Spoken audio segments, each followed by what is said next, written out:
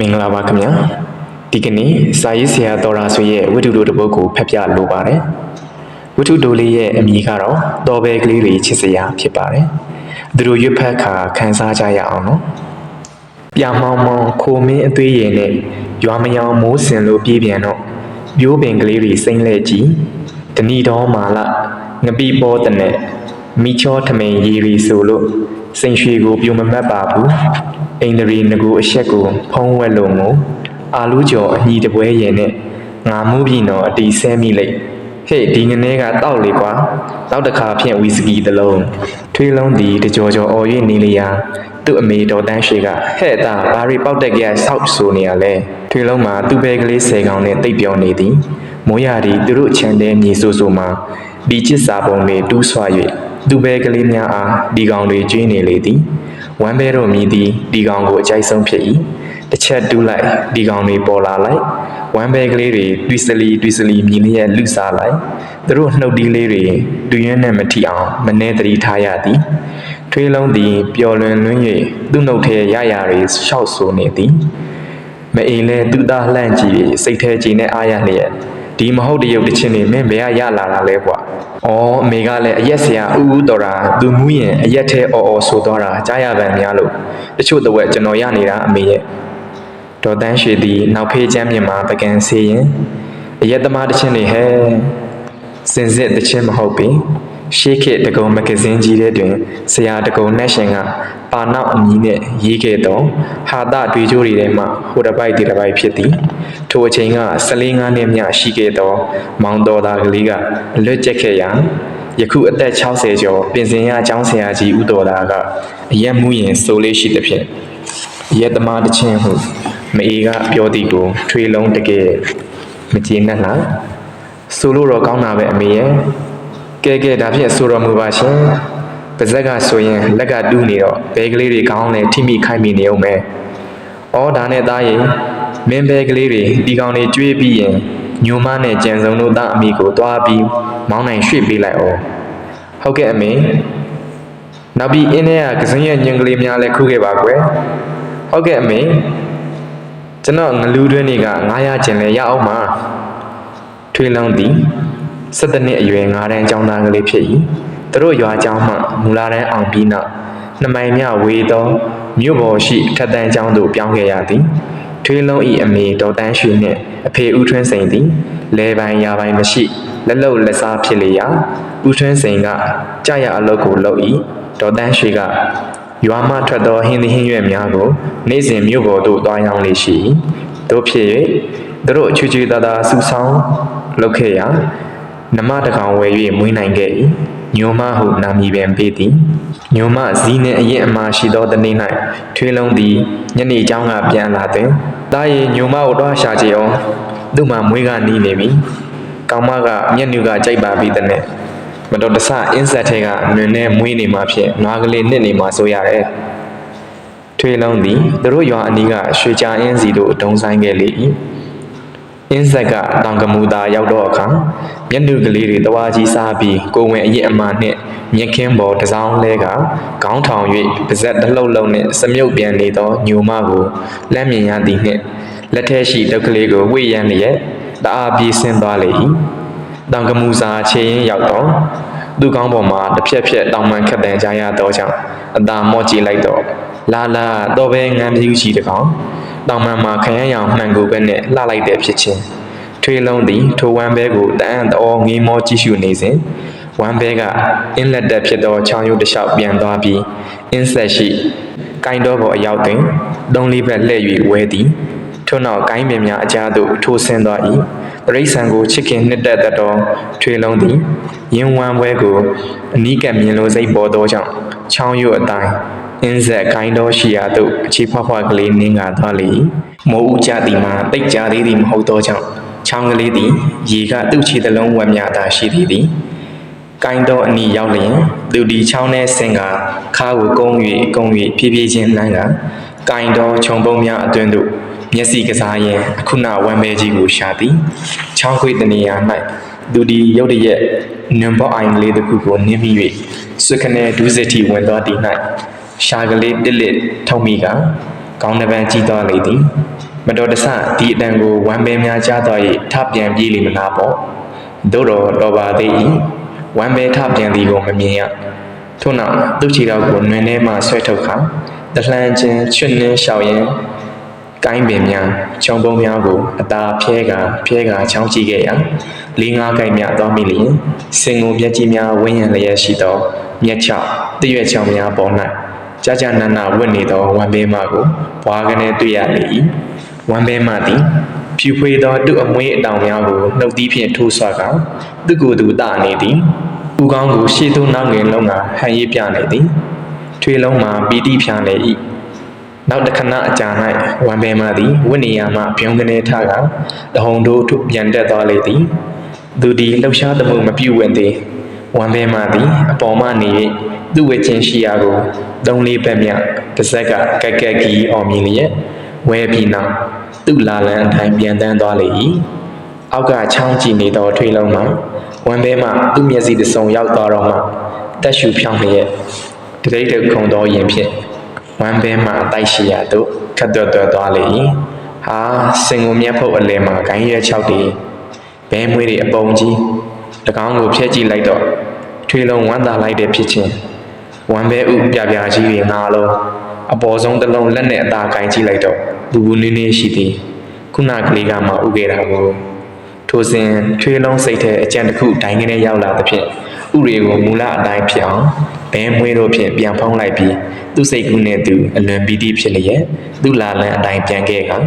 ညိုမကိုအိမ်သို့ပြန်မောင်းခဲ့လေ၏ထွေးလုံးတွင်အချစ်ဆုံးတငယ်ချင်းသူ့ထက်2နှစ်ကြီးသော9တန်းကျောင်းသားကြီးဂွေးနီမိသောလူငယ်ရှိ၏ထွေးလုံးသူတွေ့ထားသောဝမ်းပဲမအတိုင်းနှင့်သူ့ဆန္ဒပြောပြသောအခါဂွေးနီကအေးမင်းဘဲကလေးတွေလိုချင်နေဆိုရင်မင်းဒီဘဲတိုက်တွေ့ထားတာကိုဘဲမှချင်းမသိစေနဲ့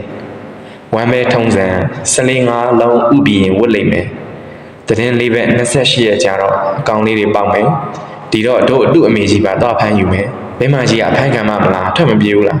သူကလေးတွေချစ်တဲ့ဆုံးနဲ့ထွက်မပြေတဲ့အပြင်မင်းတို့သူ့နှိပ်တူးနဲ့ဆွဲလိုက်အောင်မယ်ကွာတို့တော့ကြည်ခွဲပေရာကဘဲမှကြီးဥ12လုံးမြောက်ဥပြီးတော့နောက်တနေ့၌မြို့မှရွှေချာအင်းတို့ပျော်ပွဲစားထွက်လာကြသောလူတွေလက်ချက်နဲ့တနတ်မှန်၍တိတ်ဆုံးသွား၏နေ့စဉ်ဘဲမှကြီးအရေးအခြေနဲ့ဘဲမကြီးဥချင်းကိုသွားကြည့်နေသောထွေလုံးသည်ထိုနေ့၌ဘဲမကြီးမလာတော့သည်နှင့်မနေ့ကတနင်္ဂနွေမှာမြို့ကြီးသားတွေတနက်နှင့်ပျော်ပွဲစားလာကြသည်ကိုဆက်နွယ်ကြည့်ခြင်းဖြင့်ဘဲမကြီးကံကြမ္မာကိုသိလေပြီထွေလုံးသည်ထိုအကြောင်းကိုဂွေးနီနှင့်ဆွေးနွေးသောအခါသူတို့အိမ်မှာကြက်ပဲများမွေးမြူသည်ဖြစ်၍ထိုတရိษံတို့အကြောင်းသိနေသောဂွေးနီကဟေ့ထွေလုံးမင်းဒီဘဲဥတွေစားပြစ်ချင်သလားဒါမှမဟုတ်ဘဲကလေးတွေမွေးချင်သလားဟာငါဘဲကလေးတွေတိတ်မွေးချင်တယ်ကွာဒါဖြင့်ဒီလိုလို့ငါတို့အိမ်မှာနေမကောင်းတဲ့ငါညီမလေးကိုနေတိုင်းကြက်ဥတစ်လုံးကျွေးနေရလို့ဥတွေကုန်ပြီဝစ်ချင်နေတဲ့ကြက်မရှိနေတယ်အဲ့ဒီတော့မင်းဘဲဥတွေကိုငါတို့ကြက်မဥချင်းနဲ့ယူထက်ပောက်တော့ရင်ဘဲကလေးတွေမင်းအိမ်ယူသွားရင်းတို့ဖြင့်ထွေးလုံးတို့အိမ်ကညိုမကလူသားကလေးကြံစုံမွေးဖားပြီး3ဘက်မြအကြာတွင်ထွေးလုံးဤတော့ဘဲဥ12လုံးသည်ဘဲကလေး10ကောင်ပေါက်သဖြင့်သူ့အိမ်တို့ယူဆောင်ခဲ့လေ၏ဤနည်းဖြင့်အမိမဲ့ဘဲကလေးများအားမွေးစားအဖေလုပ်ခဲ့သောထွေးလုံးမှာသူ့ဘဲကလေး10ကောင်နှင့်ပျော်လာသည်နောက်ပြီးသူတို့အိမ်မှာမိခင်နွားမကြီးညိုမနှင့်သားကြံစုံကလည်းရှိနေသည်ယခုကြံစုံက2လသားရှိပြီဘဲကလေးတွေက1လကျော်လောက်ရှိပြီအထီးအမတော့ခွဲမရသည်ထွေးလုံးသည်ထိုဘဲကလေးများအားဒီကောင်ဝါလောက်အောင်ကြွေးခဲ့ပြီးနောက်ဓမ္မတိုလေးတစ်ချောင်းခါထိုးပြီးအိမ်မှထွက်ခဲ့သည်ညနေနေထန်းတစ်ပြားခန့်ရှိ၍မိုးသားမိုးသိမ်ကင်းစင်လျက်ရာသီဥတုတာယာနေသည်ရွာထိပ်ကညောင်ပိန်းနှဲပင်ကြီးအောက်ရောက်သောအခါသူတို့ရွာသားကျောင်းနေပေါ်များဖြစ်ကြသောဂွေးနီအောင်ထွန်းအုံးကျော်စသောကလေးများကစားနေကြသည်ထိုနေ့သည်ကျောင်းပိတ်ရက်ဖြစ်သည်ဖြင့်နေကင်းကြီးကလေးကလာရောက်ကစားနေသည်မိချစ်ဆန်ပန်းဂေါ်လီရိုက်ကြသည်တရေခွင်းပြစ်ကြသည်မြောက်ပန်းလန်ကြသည်ပစံတန်းကြည်စံဒီကိတ်ကလေးတွေဒီလောင်းကစားမှုမကင်သောနည်းတွေကစားနေကြသည်ထွေးလုံးမူသူ့အိမ်မှာသူချစ်သောတရိษံကလေးတွေရှိနေသည်မို့အခြားကလေးပေါ်များနဲ့ကစားစရာမလိုတော့ဒါကလေးတွေကျွေးမွေးပြုစုရသည်နှင့်ပဲပျော်နေသဖြင့်သူ့အချစ်ဆုံးတငယ်ချင်းခွေးနီကကစားရန်စီးခေါ်သည်မှဟေးအေးကွာငါအင်းနဲ့သွားပြီးနာသားအမိမောင်းနိုင်ရွှေ့ပြရအောင်မယ်မောင်းနိုင်ဆိုသည်မှာစုံလဲတိုင်းပေါ်တွင် ဝက်စစ်ကောင်းတစ်ခုနှင့်မောင်းတန်ဆွတ်ထား၍ထိုမောင်းတန်အဖျားမှာနွားကြိုးကိုချီ၍ထားသည်မောင်းတန်အရင်ဘက်မှအလေးဆွဲထား၍မောင်းတန်အဖျားသည်အစဉ်တစ်ဖြင့်အပေါ်ထောင်နေသောကြောင့်နွား၏ခြေထောက်ကိုကြိုးမညှိနိုင်နွားသည်သူ့ခြေတော်ကျုံးနှင့်မောင်းတန်အရှိနှစ်ခုပေါင်းအချင်းဝက်ရှိသောစုံဝိုင်းအတွင်မှာလှဲ့ကဘက်ကအစာစားနေရသည်ယခုလိုမိုးတွင်အချိန်မှာလယ်များတွင်ကောက်ပင်များရှိနေပြီဖြစ်သောကြောင့်နွားများကိုလွတ်ထား၍မဖြစ်တော့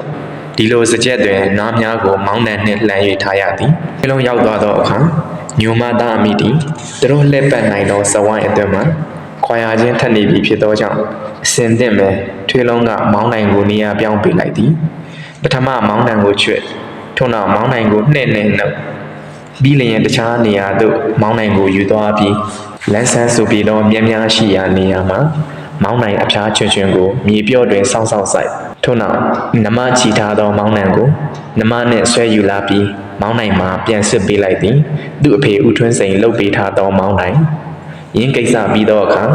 ထွေးလုံးသည်မောင်းနိုင်နှင့်တည်ပြီးမဝေးလာသောရွှေကြာရင်းနှင့်ဆင်း၍ကစွန်းညံခုသည်တို့အခုရင်အင်းကန်းစံမှာသူလှုပ်ထားသောငလူတွင်ကလေးတွေကိုရှောက်ကြည့်ရာငရဲခေါင်းတို့ကလေးနှစ်ကောင်နှင့်လင်ငခုကြီးတစ်ကောင်ရလိုက်သဖြင့်ထွေးလုံးဝမ်းသာလာ၏နေကိုမော့ကြည့်လိုက်တော့အချိန်ရှိသေးသဖြင့်ထွေးလုံးသည်အင်းကန်းစံမှာငလူတွင်ကလေးတွေထပ်ပြီးလှုပ်သည်သူ့တမတ်တိုကလေးနှင့်ရေစက်မှာတောင်စုံလောက်နဲ့အောင်အချင်းသမိုင်းများရှိသောတွင်ဝိုင်းဝိုင်းကိုတူတည်ပြီးလျင်ရေစက်ကတွင်နှုတ်ခမ်းတစ်ချမ်းမှာရှင်ကိုချောပြောင်နေအောင်ပုတ်တက်ထားလိုက်သည်ငခုငရိုင်းကလေးတို့သည်ဒီလိုချောပြောင်နေသောရှင်သားကိုတွေ့လျင်တက်ပြီးလူရက်သည်ဤအခါတစ်ဖက်တို့လွန်ပြီးတွင်ထဲကြဤတွင်ထဲမှာရေမရှိထွေးလုံးသည်သူ၏ငလူတွင်ကလေးများကိုအင်ကံပါမှရှောက်သွားသောသူတို့မမြင်ရမသိရအောင်တွန်းဝအပေါ်မှာကန်ယူဆောက်ကိုင်းဆောက်ကလေးတွေနဲ့အုပ်ထားသည်အချိန်မရွေးငါးကလေးတွေကြာနေတတ်တာပဲမိုးရွာသည်ငါးမျိုးသည်ဆိုသောအခါများတရွန်းနဲ့နှစ်ကောင်သုံးကောင်ပင်ရတတ်သည်ဒီနေ့တော့နေသားသဖြင့်ငါမမြူထို့ကြောင့်ပင်သူငလူတွင်14ငါးတွင်မှငါးသုံးကောင်နေသာရခဲ့သည်ညနေဆောင်နေဝင်ဤတရောအချိန်တွင်နာသားအမိကိုမ၍ကစွန်းရဲ့စီချိုးနှင့်ငါးသုံးကောင်ကိုတည်တံနှင့်ဆွဲပြီးရွာသွန်းတို့ဝင်လာသောစနစ်ကြော်များရှိသေးသောတငယ်ကလေးသည်မိမြချက်သည်ရှိပါသည်ဘဲကလေးတွေနာမည်အမေကျွန်တော်တို့ကလေးတွေကိုနာမည်ပေးထားပြီးသူကမိကိုသူကမဲလုံးသူကမှိုင်းပြသူကညုံမောင်းသူကဖြူရောသူကဝါနုသူကရင်ကြားသူကကြောကွက်သူကဘေးဖြူသူကရောင်စုံနဲ့အမေဘဲကလေးများသည်သူနှင့်လက်ပွန်းသတိနေကြ၍လွင်ရင်ကျင်းနေသည်ထွေးလုံးပတ်ချလဲသည်မှာပါဇက်ကလေးတွေဒီစလီမြင်လျက်လှုပ်လှုပ်ရွနေသည်ကိုထွေးလုံးကသူ့အမေအားတကောင်စီဥကောင်းကလေးတွေလက်ညှိုးနှင့်ထောက်ပြ၍နာမည်ကလေးတွေမှဲ့ခေါ်နေလေရာသူ့အမေကသားရဲ့နင့်ဘဲကလေးတွေကငါမျက်စိထဲမှာတော့ညိုပြဖြူဝါကလေးတွေကြီးပါပဲကွယ်တကောင်နဲ့တကောင်ခွဲမသိပါဘူးကျွန်တော်ကတော့သိတယ်ဟောတာညိုမောင်းဟောတာရင်ကြားဟောတာရောင်စုံဟောတာဘေးကွက်မင်းဘယ်လိုမှတ်တယ်လဲညီနေကြတော့အလိုလိုသိတာပေါ့အမေရဲ့ကဲမကြီးမငယ်တို့အမွာဘူးညီမလေး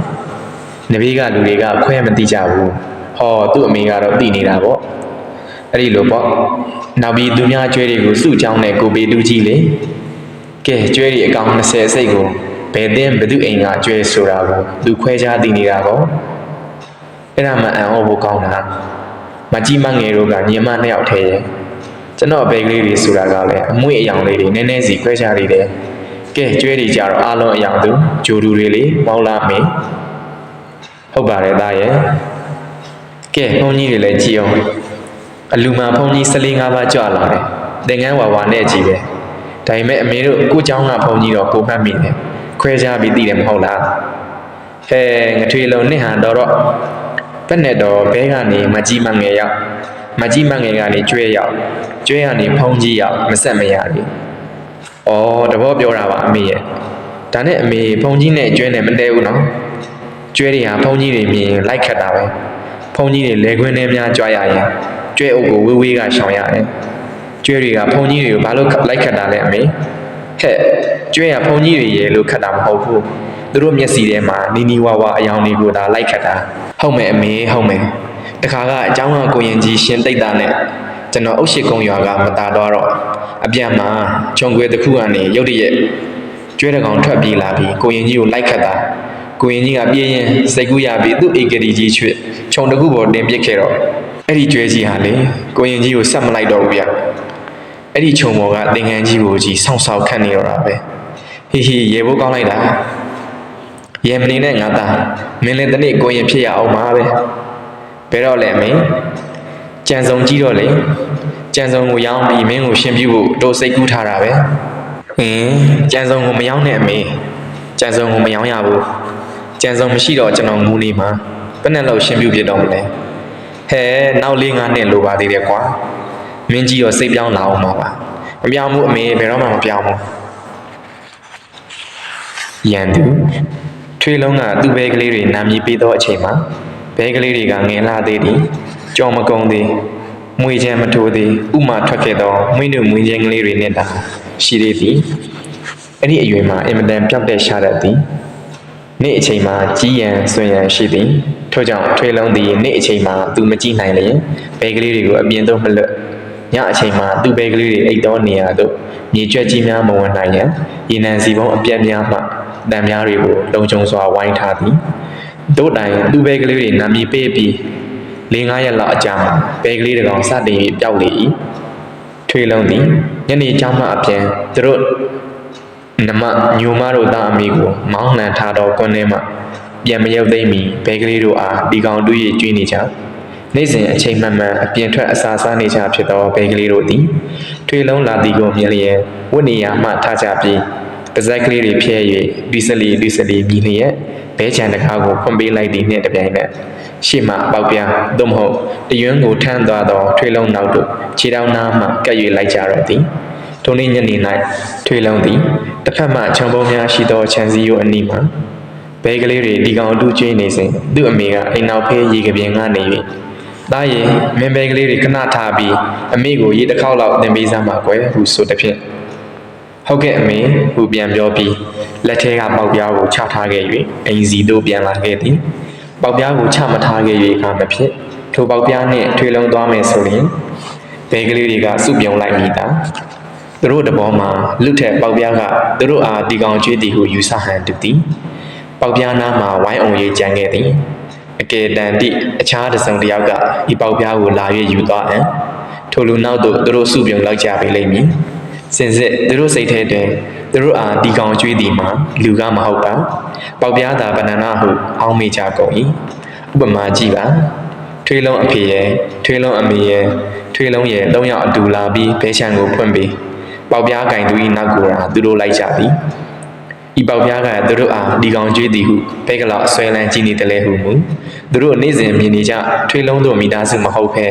အခြားလူတစ်ယောက်ပေါက်ပြားထမ်းသွားသည်ကိုမြင်လျင်လဲထိုလူနောက်မှစုပြုံလိုက်သွားတတ်သည်ထို့ကြောင့်ထွေးလုံးတို့အိမ်ချမ်းတကားဝမှာဘဲမထွက်နိုင်အောင်တထောင်သာမြင့်သောဝါထရန်လေးရက်၍ကာထားရသည်ဘဲကြောင့်ဆိုတော့သူတို့ဒီလမ်းမကလူတစ်ယောက်ပေါက်ပြားထမ်းသွားသည်ကိုမြင်လျင်နောက်မှစုပြုံလိုက်သွားတတ်သောကြောင့်ဖြစ်၏အတော်ခက်တဲ့အကောင်မျိုးပြန်ဆက်စို့ထိုနေ့ညနေကထွေးလုံးသည်သူ့အမေအားရေခတ်ပေးခဲ့ပြီးနောက်10မိနစ်လောက်ပဲကြာပါတယ်ပြန်လာပြီးဘဲကလေးတို့အားဒီကောင်ဆက်ရည်တူးကျွေးနေသည်သို့စဉ်ထွေးလုံးသည်သူ့ဘဲအုပ်ကိုကြည့်ရသည်မှာအားမရတစုံတစ်ခုချွေရင်းနေသည်ဟုအောက်မေ့လာ၍1 2 3 4ရေကြည့်တော့ဟိုက်ကိုကောင်လဲလူထက်ရေပြန်တယ်ဟုတ်တယ်ကိုကောင်တယ်ပဲဟိုက်တကောင်ပဲရောက်သွားပါလေအနီးပတ်ဝန်းကျင်ကိုကြည့်တယ်မမြင်ဘဲတို့ဤတဘာဝမှာတကောင်နဲ့တကောင်ခွဲမနေတဲ့ဧကန္နဘဲတကောင်တော့ပျောက်ပါပြီငါရေခက်နေတော့ကြီးကန်းများတုတ်သွားလေသလားဟင်ကြီးကန်းလဲဒီအနီးနားပတ်ဝန်းကျင်မှာမမြင်ပါဘူးထွေးလုံးအိမ်မှာရှိနေလျင်ကြီးကန်းသူတို့ခြံထဲတောင်မလာဝတ်ပါဘူးအပေကြောင့်ဆိုတော့ထွေးလုံးလက်ထဲမှာသို့မဟုတ်ခါမှာကွာလေးကအမြဲရှိနေ၏ကဲဒါဖြင့်ဆွေများလားဟင်စနုမိသည်ဒီလိုမိုးရာရီတဲ့လူတို့ရက်ရလဲမနေတဲ့ဝါရန်ကာလဟိမန္တာတော်သို့သွား၍ဝါဆိုနေကြသည်ဟုလူကြီးသူမများပြောကြ၏ထွေးလုံးသည်ဒီယာရီမှာစွန်းတကောင်သမီးများလည်းမမြင်တော့သူ့ဘဲကလေးတကောင်ပျောက်သည်ကိုမစင်စားတတ်အောင်ဖြစ်နေတော့၏သူ့ဘဲအုပ်ကိုသူထက်၍ရေးသည်ဘယ်နှခါရေးကိုးကောင်ပဲ နောက်ဆုံး၌ထွေးလုံးသည်သူ့ပစိုးစားတဲ့သို့တစ်ကောင်နှစ်ကောင်ကိုးကောင်ဟုရည်သွက်ထည့်ခဲ့ပြီးထိုင်ရာမှထ၍ငိုယိုကအိမ်သို့ပြန်လာခဲ့၏အမေရင်ဘယ်လေးတစ်ကောင်ပျောက်သွားပြီဗျဝမ်းကောင်းတန်ကြီးနဲ့လှမ်းအော်ပြောလိုက်တော့သူ့အမေကမိဖို့ကြောင့်တဲမှဟဲ့ဘယ်နဲ့လို့ပျောက်တာတော့သိဘူးအမေရေခတ်ခိုင်းလို့ရေခတ်ပြီးပြန်လာတော့တကောင်ရော့နေတာပဲမင်းမျက်စိများမှားသလားကွယ်မပါဘူးအခုပဲတကောင်စီဖမ်းပြီးကျွန်တော်ပစိုးထဲထည့်ခဲ့ပြီးအမေလာကြည့်ပါဦးသူ့အမေလည်းအိမ်အောက်ဘဲချံသို့ဆင်းလာတော့ထွေးလုံးသည်ဘဲချံဝမ်းမှာစောင့်ကြောက်ထိုင်၍သူ့ပစိုးကပုံစားထဲမှတကောင်စီထုတ်ခါဟောရာကဝါနုဟောရာကညုံမောင်းဟောရာကမီကိုဟောရာကရင်ကြားဟောရာကဖြူရောဟောရာကမှိုင်းပြာဟောရာကမဲလုံးဟောရာကကြောကွက်ဟောရာကရောင်စုံကဲကုန်ပြီဘေးဖြူရဲ့ပျောက်သွားတာပေါ့ကြီးကမ်းများထိုးသလားကွယ်ကျွန်တော်တို့ခြံလဲကျွန်တော်ရှိရင်ဘယ်ကြီးကမ်းမှမလာရဲဘူးစွင်တို့အကျိုးသိန်းတို့လည်းဒီချိန်မှမရှိပါဘူးကြွက်များဆွဲသွားသလားအဲ့ဒီနာမှာကြွက်တွဲရှိသလားဘာတွဲမှမရှိပါဘူးကျွန်တော်ပေါက်ပြားနဲ့ရှောက်ပေါက်ထားတာမြေတွေမွလို့ဒါဖြင့်မွေများလားမွေဆိုကျွန်တော်တွေ့ရမှာပဲမွေဆိုတာသူ့သားကောင်ကိုဘယ်တော့မှချီယူမသွားဘူးရတဲ့နေရာမှာမျိုးတာပဲကဲဒီတော့ကျွန်တော်ရေခတ်နေတဲ့အချိန်ဟာခဏလေးပဲအဲ့ဒီအတွင်းမှာဘဲကအငယ်ကလေးမို့သူမျိုးပြီးတော့လည်းမဝသေးဘူးနောက်တစ်ကောင်ပြီးတစ်ကောင်သူဖိုက်မပြေမချင်းမျိုးနေအောင်မှာပဲငါသားပြောတာမှန်တယ်ဒါဖြင့်ဘလို့များပျောက်ပါလိမ့်ကွယ်ကဲတိတ်ပါသားရဲ့ကို့မှာကိုးကောင်ကြီးများတောင်ကြံသေးတာပဲဘေးဖြူလေးကိုတနာတာအမေရဲ့ဘာကောင်များစားသွားတာပါလေကဲတိတ်ဘဲချံကိုပိတ်ခဲ့ညိုမတို့သားအမိစီသွားကြည့်အောင်ဘဲချံတို့မြည်သည်ကြက်ချံလို့မဟုတ်အပေါ်ကအုပ်စရာမလုံးဒုစက်လောက်မြင့်သောအကာရှိလျင်ပင်ဘဲများမထွက်နိုင်တော့ပြီထွေးလုံးသည်သူ့ဘေးဖြူလေးအတွက်ရင်ထဲကတတတနဲ့ရွာမှကွန်းထဲတို့ထွက်ရသည်ဟာသူ့အမေဘေး၌ခုံပေါက်မြူတူးနေသောကြံစုံလေးကိုမြင်လိုက်ရတော့မှသူ့ဘဲကိစ္စကိုခဏမေ့ပြောက်သလိုရှိသွား၏တို့တော့ထွေးလုံးခမညာသူ့ဘဲကလေးများအတွက်ပူရသည်မှာဘေးဖြူတစ်ကောင်နဲ့မပြီးချေနောက်တနေ့နက်တွင်ဘဲချံတဲ့၌ပင်နောက်ထပ်နှစ်ကောင်ပြောင်းနေပြန်လေ၏အောင်မလေးအမေရဲ့ငိုရံပါကြီးနဲ့လာကြည့်ပါအောင်ဗျရောင်စုံနဲ့မှိုင်းပြနှစ်ကောင်မရှိတော့ပြန်ဘူးဗျထွေးလုံးအဖေကိုထွန်းစိန်မှာပယံဆရာဖြစ်ပြီးထိုအချိန်၌အခြားရွာတွင်ပယံသွားလုံနေသဖြင့်သူတို့အိမ်မှာဒီသားအမိနှစ်ယောက်ထဲမအေကြီးပဲဘဲချံရှိရာဆင်းလာပြီးဘလို့များပြောက်ရပြန်ပါလိမ့်ကွယ်လူဝင်ခိုးတာဆိုလဲတကောင်မှမချမ်းဘူးအားလုံးယူသွားမှာပေါ့အမေရဲ့ဒါဖြင့်ခွေးဝင်ကြိုက်သွားတာများလားဒီအနီးနားမှာကြက်ပဲကြိုက်တဲ့ခွေးမရှိပါဘူးရှိလေကျွန်တော်တို့ခွေးမြောင်ညိုကကျွန်တော်တို့ခြံနဲ့တခြားခွေးအဝင်မှမခံတာဘေးပြူရဲ့ရောင်စုံရဲ့မိုင်းပြရဲ့နင်တို့ကုသိုလ်ကံကလေးတွေကစိုးလိုက်တာဟဲ့ဩသားရဲ့တော်တစ်ခုကံတစ်ခုသင်နေစိတ်တော့တနည်းနည်းနဲ့သိရမှာပဲတရားနဲ့ဖြေပါကွယ်အဖေရှိရင်တော့ကောင်းပါပဲမင်းအဖေရှိတော့ဘာတတ်နိုင်မလဲတရားခံရှာနိုင်မှာပေါ့ဗျာကဲတာမျက်ရည်တွေတုတ်ကွယ်ကြောင်းသွားဖို့ပြင်တော့ကျွန်တော်မသွားနိုင်ဘူးဒီဘဲကလေးတွေကိုစိတ်မချဘူးကြောင်းမသွားလို့ဘယ်ဖြစ်မလဲသားရဲ့သွားတာသွားပါအမေကြည့်ထားလိုက်ပါမယ်အမေစင်ရောက်သွားရင်ဟောတောင်းနဲ့အုပ်ပြီးအပေါ်ကဖိခဲ့ပါမယ်ငါသားစိတ်ချလက်ချတာသွားခုသူတို့ကိုအမေအစာကျွေးလိုက်ပါအောင်ညကထမင်းချမ်းကြံကိုရေဖြော်ပြီးကျွေးလိုက်ပါမယ်ထွေးလုံးသည်ယခုမနေ့သူ့အမေချက်ထားသောထမင်းပူပူနွေးနွေးကိုမနေ့ကသူ့ငလူးတွင်းမှရခဲ့သောငါးဟင်းနှင့်စားပြီးအိမ်မှထွက်ခဲ့လေ၏သူကြောင်းသွားရသည်မှာပြောင်ပြောင်တန်တန်မဟုတ်ချေလွယ်အိတ်ကိုပခုံးဆလွယ်တိုင်းလျက်ညိုမတို့သားအမိကိုကွင်းစကြက်ထဲသို့ပို့ခဲ့ရ၏ရောက်တော့နမကြီးကိုမောင်းနှံတွင်ခြီးပြီးမှကြောင်းသွားရန်တာလန်းမကြီးတို့တက်ခဲ့ရ၏တာလန်းပေါ်တွင်သူ့အားအသင့်ဆောင်နေသောတငယ်ချင်းဝင်းနီနှင့်တွေ့လျင်သူပဲလေးသုံးကောင်ပြောက်ရပုံအသေးစိတ်ပြောပြသည်သူတို့အိမ်မှာကြက်ပဲမွေးနေကြဖြစ်သောဝင်းနီသည်အတော်ကြာစဉ်းစားပြီးနောက်ငါစိတ်ထဲမှာဒီရန်သူတော့ပေါ်လာပြီဟဲ့ဘယ်သူလဲဘာကောင်းလဲပြောသေးဘူးကွာမြဝါထင်တယ်မိမှမင်းသိစေရမယ်ညနေချောင်းဆင်းတော့ငါမင်းတို့အိမ်လိုက်ခဲ့မယ်သူစကားအတိုင်းဂွေးနေသည်ထွေးလုံးတို့အိမ်လိုက်ပြီးဘဲချံကိုကြည့်လျက်ခေါင်းတစ်ချက်နှစ်ချက်ညှိ၏မင်းဘာကောင်းနေတာလဲကွာငါတွေ့တော့ကြမှန်နိုင်လို့ပါကွာကဲမင်းပဲလေးတွေကဟိုတောင်းအောင်ပါလားအေးအမေကသူမရှိရင်အုပ်ပစ်ခဲ့တာကွာကဲဖွင့်လိုက်ပါကွာထွေးလုံးကဖွင့်လိုက်၏ဟိုင်တကောင်ပြောက်သွားပြန်ပြီ ခဏကောင်ရှိရမှာ6ကောင်လဲထွေလုံးသည်မျက်ရည်ဝင်လျက်အမေရဲ့တကောင်ပြောက်ပြန်ပြီးဗျကြောကွက်ရဲ့မရှိတော့ဘူးမိဖို့ကြောင့်မှသူ့အမေကထလာပြီးဟဲ့ငါအပြင်ထွက်မယ်လို့တော့အဲ့ဒီတောင်နဲ့အုပ်ပစ်ခဲ့တာပဲပြန်တောင်ဖွင့်မပေးရသေးဘူးငါမေ့နေလို့ဒီတောင်ထဲမှာဘာအကောင်ကဝင်နိုင်မှာမို့လဲအောက်ကမြေကြီးမှများကြွက်ဖောက်ရရှိသလားထွေလုံးမရှိဘူးခွေးနီအီးတန်းရွှေဘဲကလေးတွေတောင်းအုပ်တော့ဘဲချိန်လဲနိုင်ရန်တစ်ချက်လောက်ပါဟဲ့သူတို့ကိုအုပ်တော့ဘယ်နှကောင်ရှိတယ်လဲအီးတန်းရွှေရေးကြည့်မိသေးလားဒီရွာစီကလေးတွေငါမြင်နိုင်မှာဟုတ်ဟဲ့သူတို့စုဝင်နေတာအပေါ်ကတောင်းအုပ်လိုက်တာပဲခွေးနီဒီကောင်းတစ်ချက်ဆက်လိုက်ပြီးနော်ကဲထွေလုံးဘဲကလေးတွေအပေါင်းဖွက်ထုတ်လိုက်မနေ့ကတကောင်ပြောက်တဲ့နေရာခေါ်သွားပြီးမနေ့ကလိုတီတူးကျွေးနေမင်းမနေ့ကရေခက်တဲ့အချိန်ကျတော့ငါစီပြန်လာခဲ့ထွေလုံးသည်ပေါက်ပြားထမ်း၍ဘဲကလေးတွေကသူ့နောက်မှတွေးစလီမြင်လျက်ဝမ်းသာအားရလိုက်သွားကြသည်မနေ့ကနေရာရောက်တော့ထွေလုံးမှာဒီအတိုင်းပင်တီတူးကျွေးနေသည်ကွင်းနီကတော့သူတို့အိမ်ရေကပြင်းမှာထိုင်၍ကြည့်နေသည်ထွေလုံးသည်သူမနေ့ကရေခက်ချိန်ရောက်ပြီလို့ထင်တော့အခါပေါက်ပြားချခဲ့၍ကွင်းနီရှိရာသို့ပြန်လာခဲ့သည်ကွင်းနီလာဒီကနေအသာကြည့်နေ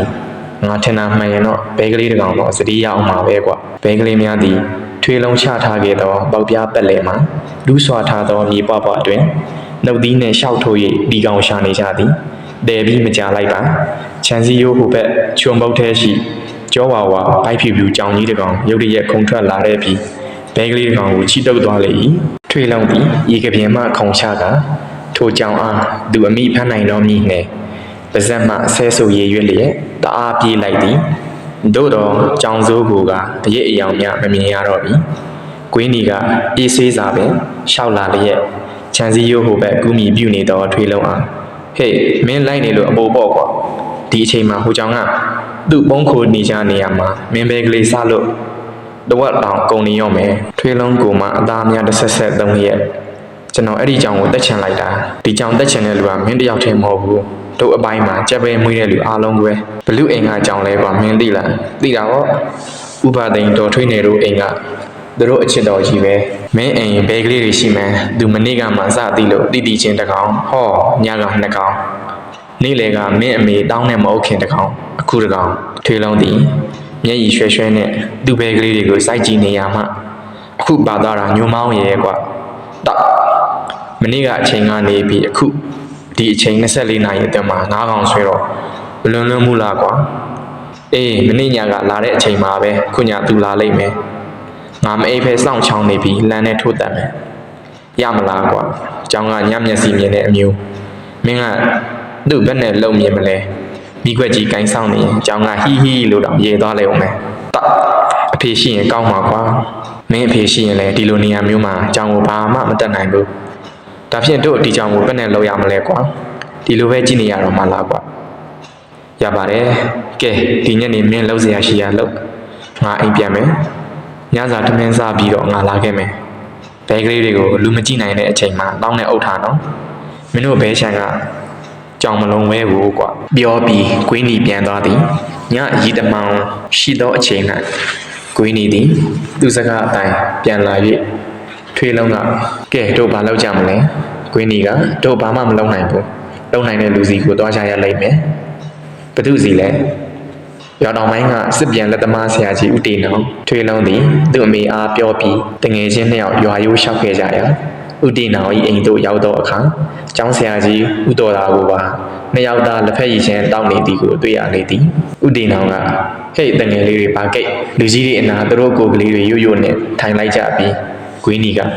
ကျွန်တော်တို့အပိုင်းမှာကြောင်တောင်ချမ်းထနေပြန်ပြီအပိုင်းဘသူအိမ်ကကြောင်လဲကွာဥပသိန်တော်ထွေးနေတို့အိမ်ကကြောင်ပါခင်ဗျတော်တော်စိုးနေပြီလားကန်းကုန်နေပါပြီခင်ဗျာဟောဒီထွေးလုံးတို့အိမ်ကဘဲကလေးတွေတောင်24နာရီအတွင်းမှာ9ကောင်စားပြစ်ပါပြီခင်ဗျဒီတွင်ကျောင်းဆရာကြီးဦးတော်သာကမျက်မှောင်ကုတ်စဉ်းစားလျက်ဥတီနောင်ရဲ့ဒီကြောင်တို့ခွေးတို့ဆိုတာဟာဆုံးမပြီးရင်ရပါတယ်ဥပမာခွေးတစ်ကောင်ကြက်ကြိုက်လာမယ်ဆိုရင်အဲ့ဒီကြက်ပြပြီးခက်ဆက်ဆက်ကလေးရိုက်ထားလိုက်မှတ်သွားရောနောက်မကြိုက်တော့ဘူးကြောင်လဲဒီလိုပဲဤတွင်ကွင်းနီကဆရာကြီးပြောတာဟုတ်ပါပဲဒါပေမဲ့အဲ့ဒီအိမ်ကကြောင်ရှင်အမျိုးသမီးတွေကသူတို့ကြောင်ကြက်ပဲကြိုက်တာကိုပဲဝမ်းသာနေကြတယ်လေ ဘာကြောင့်ဆိုသူတို့ channel ကိုကြက်ပဲမလာတာကိုမကြိုက်ဘူးလေခင်ဗျဆရာကြီးဘာလို့လဲသူတို့ channel ကြက်ပဲဖြည့်ဆည်းနိုင်တဲ့အပင်များစိုက်ထားလို့လားဘာမှဖြစ်ဖြစ်များစိုက်တာလည်းမဟုတ်ပါဘူးကြက်တွေအမိုက်တွေလာရက်တာမကြိုက်ဘူးတဲ့လေတဲ့မတိသားဆိုရတာတွေပဲဒီလိုတည့်ရွက်တွေအမိုက်တွေဆိုတာကကြက်ပဲရှိမှသူတို့ကရက်ပြူထိုးဆွနေကြတော့ချတွေပြည့်စိတ်တွေမနေနိုင်ဘူးမွေကင်းမခိုအောင်နိုင်ဘူးဆိုတာနားမလည်ကြပဲကိုဥတီနောင်ဒီဥပသိန်းတို့တော်ထွေးနယ်တို့ဆိုတာခြံကြီးကျဲကျဲအိမ်ကြီးရခိုင်နဲ့နေပြီးအောက်သက်ကြီးကြတာမဟုတ်ဘူးဗျသူတို့အိမ်မှာကြက်ပဲတရိษံမမွေးဘူးတခြားကလာတာလည်းမကြိုက်ဘူးဆိုတာကိုပဲသူတို့ကိုယ်သူတို့အထက်တန်းကြလာပြီးလူကြီးလူကောင်းတွေဖြစ်နေပြီလို့ယူဆနေကြတာဗျဥတော်တာကဲဒါဖြင့်သူတို့အိမ်ကအကြောင်းတခြားအိမ်ကကြက်ကလေးဘဲကလေးတွေကိုလိုက်ကင်နေတယ်ဆိုတာမသိကြဘူးလားခွေးနီသိပါလေခင်ဗျာသူတို့အိမ်သားကကိုကန်ညွန့်တို့ကိုအောင်ချစ်တို့ကြက်ကလေးတွေတအုပ်ပြီးတအုပ်ကုံမောင်းများလာလို့တော့ပြောတော့သူတို့ channel ရောက်လာရင်ကြိုက်မှာပဲကြိုက်ပါစေမလားအောင်ကိုချက်ကိုထိန်းညာတယ်ကိုကန်ညွန့်တို့ကခင်ဗျားတို့ channel တွေမဟုတ်ဘူးကျုပ်တို့ channel လာပြီးတော့နေရောညာရောကြိုက်တာပဲဆိုတော့သူတို့ကြောင့်ဟာသူတို့အိမ်နဲ့သူတို့ channel တွေကဘဲမှသွားတာမဟုတ်ဘူးတဲ့လေဥတေနောင်အဲ့ဒါမတိသားဆွေးရတာပဲဗျကျောင်းဆိုတဲ့အကောင်မျိုးဟာချက်ကလေးပဲကလေးစားဘူးပြီးခရင်တွေ့သွားပြီဆိုရင်မစားရမနေနိုင်တော့ဘူးရွာရိုးကိုပေါက်ရှောက်ကြိုက်တော့တာပဲအဲ့ဒါကိုမိမညင်တွေနဲ့ဘယ်စဉ်းစားတတ်မလဲလေဥတော်တာဒါဖြင့်သူတို့အိမ်ကဥဆောင်ယောက်ျားဖိုးပါသိန်းကိုပြောပါလားခွေးနီအဲ့ဒီလူကြီးကလည်းမယားကငချောက်ဆိုရင်စီစမ်းမိသားလူစားကြီးဗျကျွန်တော်တို့ကပြောတော့ငါကြောင့်မင်းတို့စီလာကြိုက်တယ်ဆိုဖန့်တက်လိုက်ပေါ့ကွာတဲ့